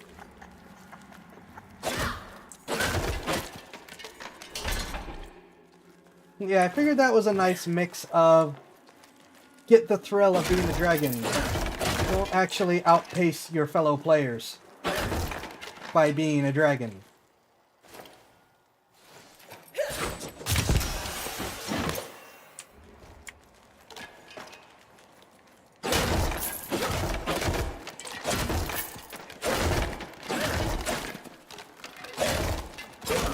Because you're not getting any legendary actions or anything.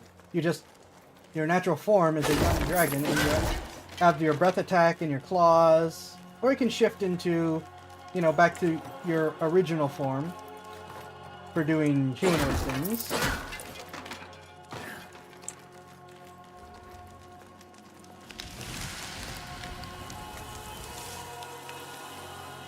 I have no idea what way that we want to go, or how to do this quickly.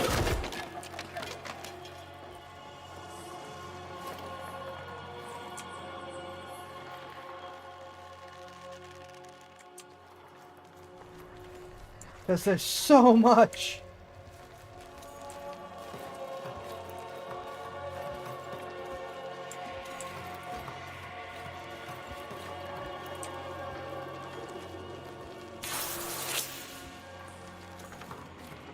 Yeah, that is a... It is a noble thing to defile the gods.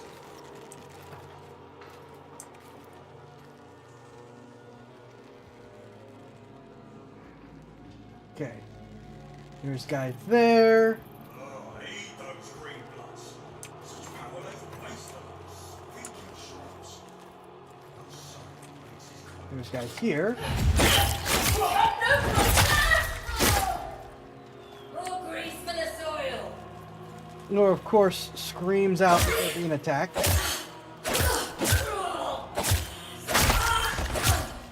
Thank you for stun locking. That's always appreciated.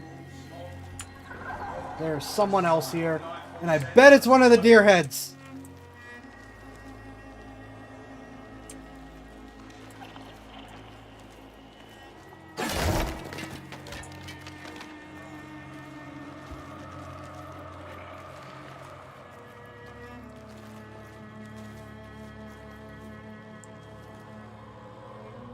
Turn around.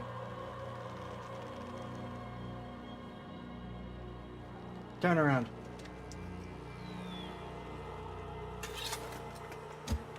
Turn around further. Do a 180.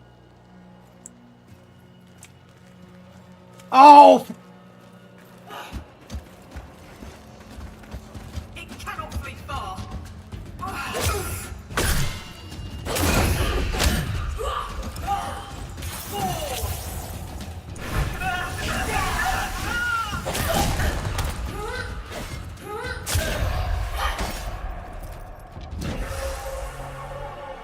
Ah!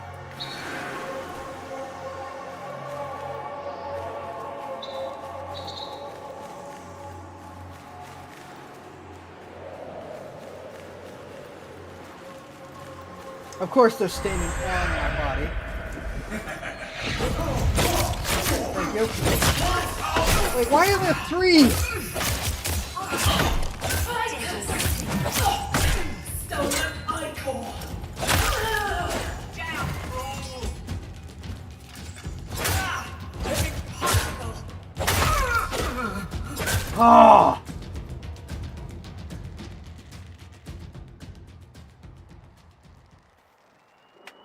Oh my gosh.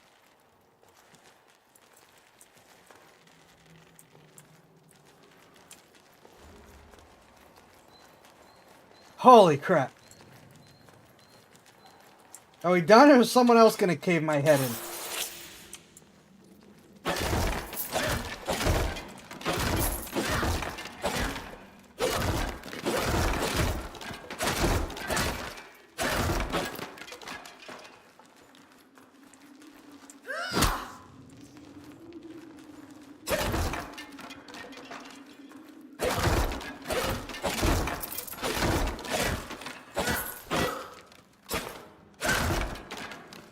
And I guess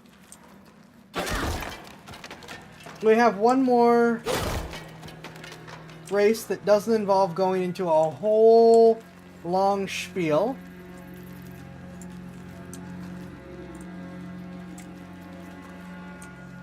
The Outsiders, or Otherworlders. And these are very spelljammer type species. They're kind of... Aesthetically, we're kind of a mix between Legend of Zelda Twilight and Legend of Zelda Zonai. Yes, they are furry. And they have the four-armed trait. The real one, not the Thrycreen one, which I always play. Thrycreen just has four arms anyways. Anyone who wants to play Thrycreen with me, go for it. You can just have four regular arms. Also, the Splat will feature a redesigned Thrycreen that are much cooler. Though mechanically the same, minus the arm thing. I hate edges.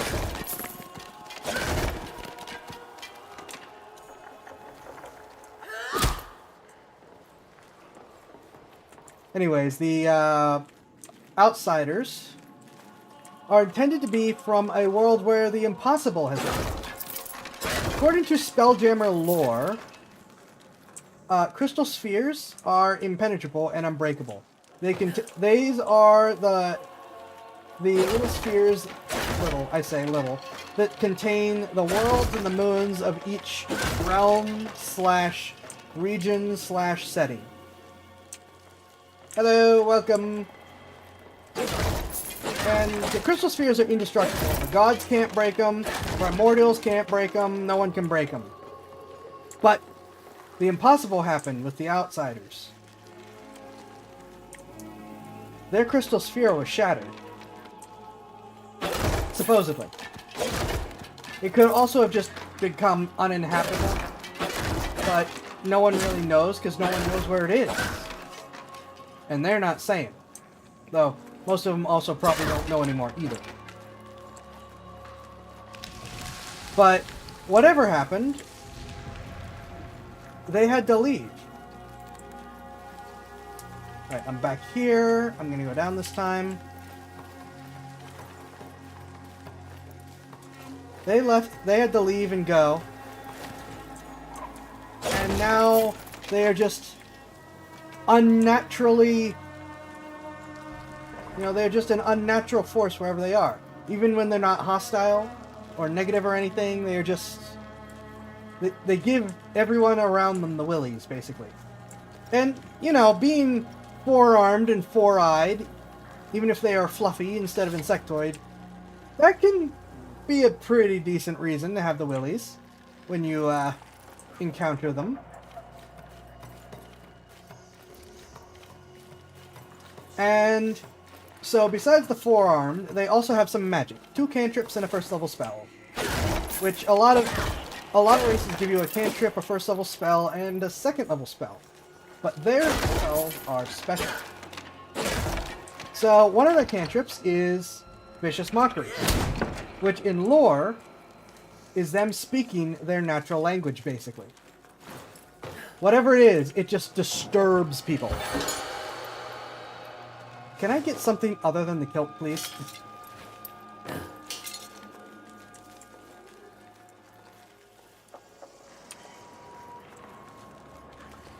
So, yeah, they get the Vicious Mockery.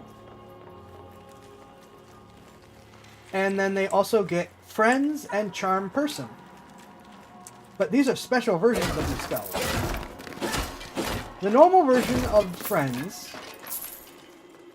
gives you advantage on charisma checks against whatever you cast the spell on for the next minute. There is no save. Oh, please be the way out.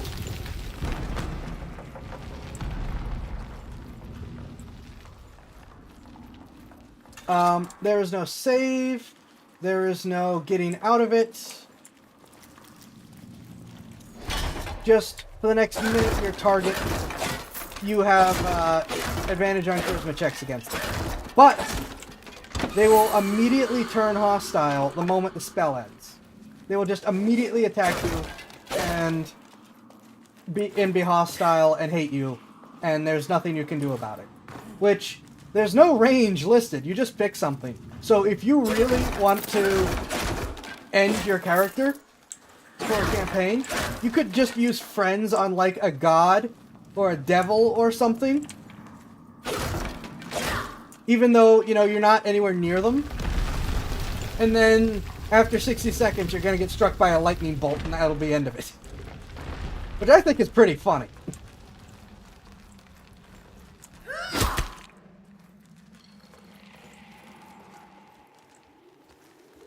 No. So, the version of Friend that the outsiders get acts a little differently.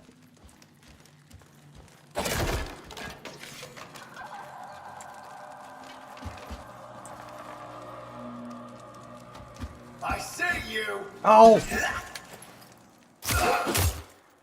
Can you be done?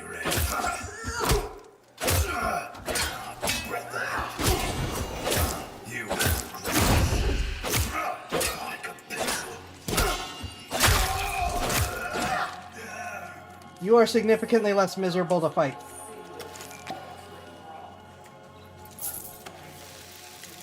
Anyways, you roll a charisma check. Or save. Then they roll a wisdom save.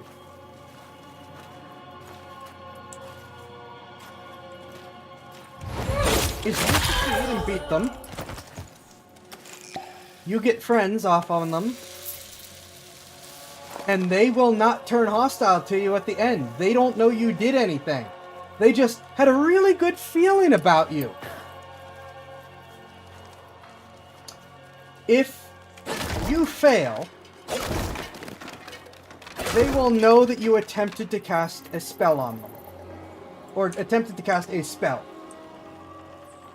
They don't necessarily know what happens, and it's not a guaranteed sudden hostile attack like with friends, but they know you tried to do something, and are probably going to be pretty suspicious.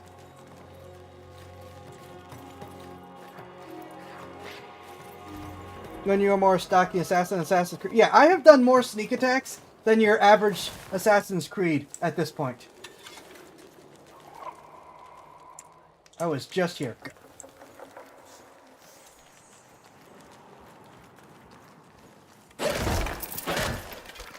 And then Charm Person acts the same way. Normally... Oh, for pity's sake, go away.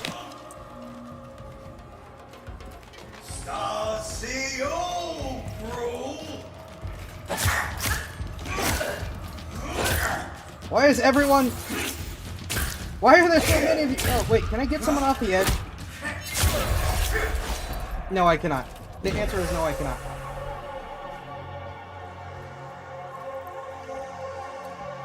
Oh, I'm down at the bottom. I could theoretically try to do this quickly. But I've got bad guys right here, so I'm just gonna run away! This is a dead end! Anyways, normally Charm Person is a save. This instead is again a contest of Charisma versus Wisdom.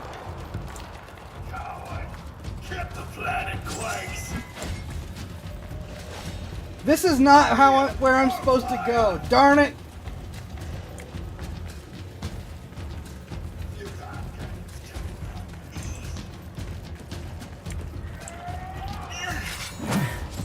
How long are these dungeons? One moment. What's going on? Ah! Well, I'm dead. Go away. Why did you buzz off? Hello and welcome. Alright, last chance.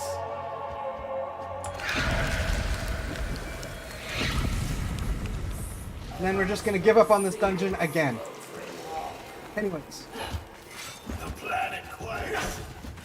Dark Souls involves a lot of running by people. We're going to do that.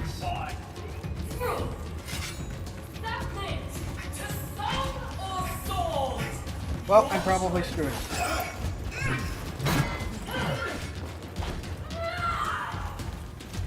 The thing is, I wasn't trying to pause. My computer popped up a window, which I'm very unhappy about.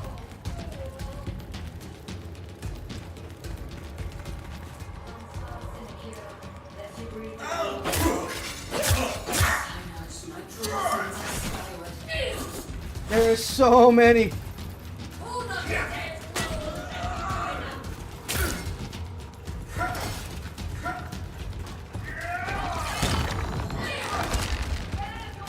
Where am I supposed to go?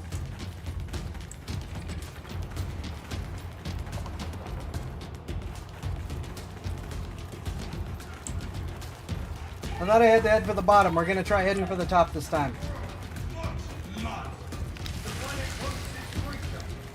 Anyways, the idea behind the and a charm person also for the outsiders has the effect of if you succeed, the other person doesn't know that they were charmed by you. The idea is that the idea is that the outsiders are sort of using their magic to try to not seem unnatural to other species, and their magic is geared around that. That they sort of literally have an unnatural ability to integrate with other civilizations and cultures, and people just kind of accept them without really questioning it. I don't even know how I got in here now. I'm just stuck here.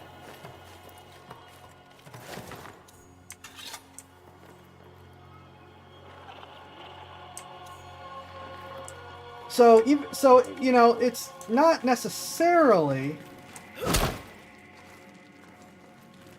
insidious in terms of hostility, but it is insidious in terms of how it works. I have no idea where I'm supposed to be, or where I'm supposed to go, or what I'm supposed to do. So I think it's probably well worth saying that this is it. When that pretty much sums up the outsiders. Like I said, they're very much intended to be a spelljammer type race. They are wanderers looking for a place, but and struggle to be welcomed naturally, so they find ways to be welcomed unnaturally. This is where I came from, isn't it? Is there another way through? Is there another path I missed? Have I just been wandering around an area I wasn't supposed to be? But I thought that that was kind of neat, you know? They don't necessarily give you a lot of combat options. I mean, Vicious Mockery is Vicious Mockery, but it's also the weakest combat cantrip. But it's like, think of it this way. You could use, you could try to use friends, then use charm person. Now that you have advantage.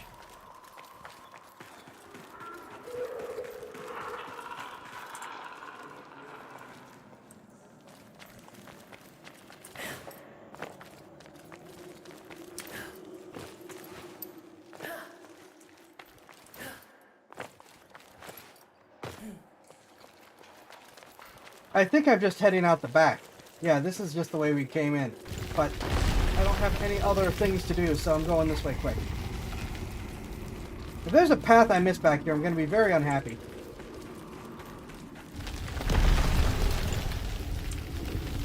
No, I think this is our exit. So yeah, I just thought that that was neat. And a way to change up stuff, and among other things to make friends actually useful. Because friends is such a miserably useless cantrip normally. Because it's like, okay, you get a minute of goodwill followed by an eternity of hatred.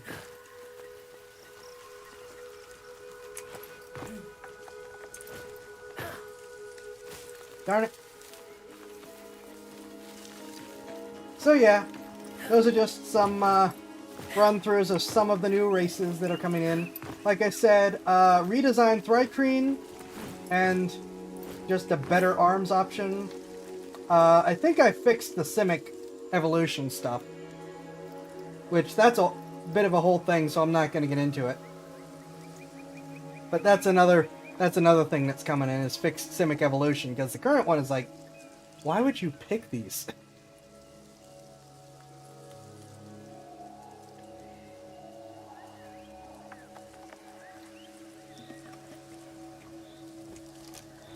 And yeah, so that is my... Could also be that this dungeon isn't actually finished, but will be by... Oh, that's true. We are in pre-alpha. We don't know what is and isn't finished. This could very well be... Well, that's as far as they got in the dungeon.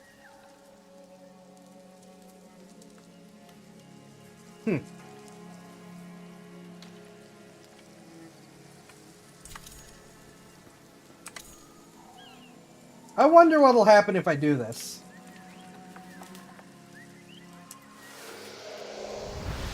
Okay, don't just fall off the wall. I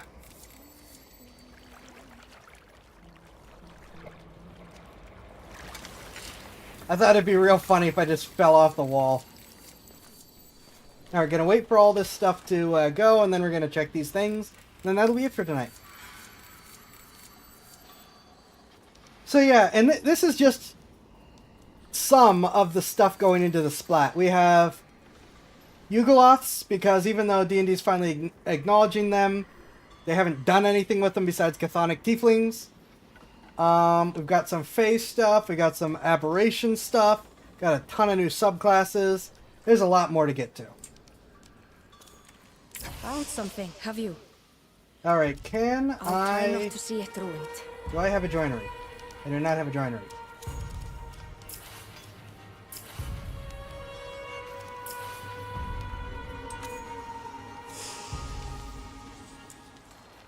Did I get any new abilities?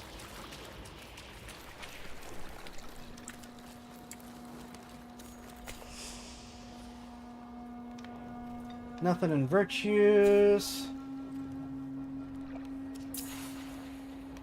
I do have a pact thing. What do we have? Swell Soul. Resolve strength increase idle power capacity. Maximum health increased. We're doing that.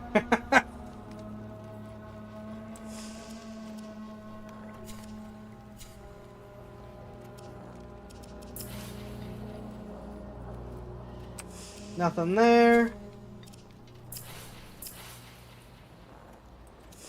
Now I keep leveling the sword, but I don't know that it's actually doing anything.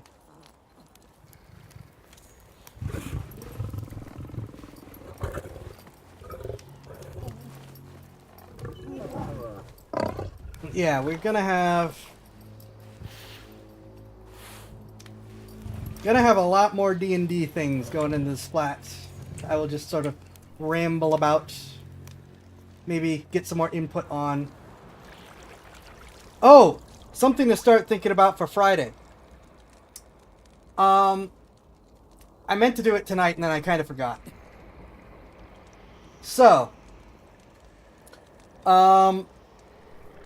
recently Pointy Hat did a collaboration, and he sat down and gave 3 other D&D creators a challenge. And he said, I will give you an unspecified number of weeks to each create a single creature based on the theme of Holiday Spirit. And the video itself is very good, and I recommend you watch it.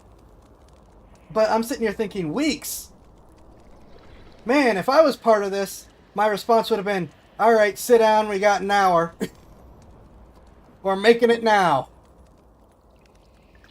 And so, I think for this upcoming Friday, it'll be interesting to have one of you guys throw out something. Maybe we'll do it multiple times, depending on how it takes, and just make stuff for D&D on the spot. Not Holiday Spirit, because I've already had too much time to think about that. I want to do it on the spot. And with that said, I don't think I have anything else for tonight. No other announcements or heads ups. So we are going to go to D Live, set up the giveaway, and then call it a night.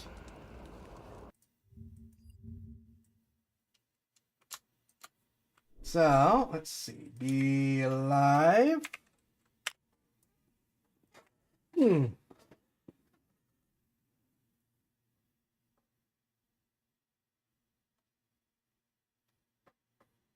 Yes, you've been enjoying the fact that this stuff now works.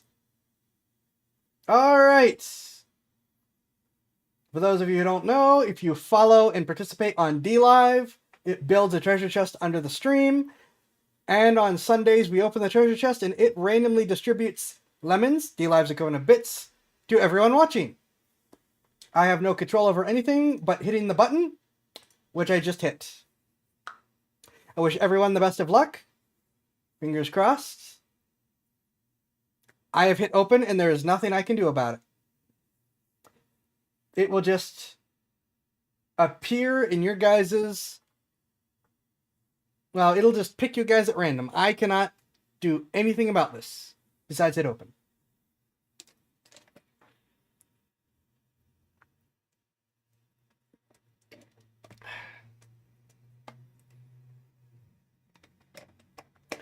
The Rippy one is our winner. Up to No Good is next. Blue Kitty, and finally Gold Spartan. Congrats to all the winners. Mini-match winners. We don't get 4 very often. Enjoy the lemons. Be safe. I hope you all have a great week. I will catch you next time.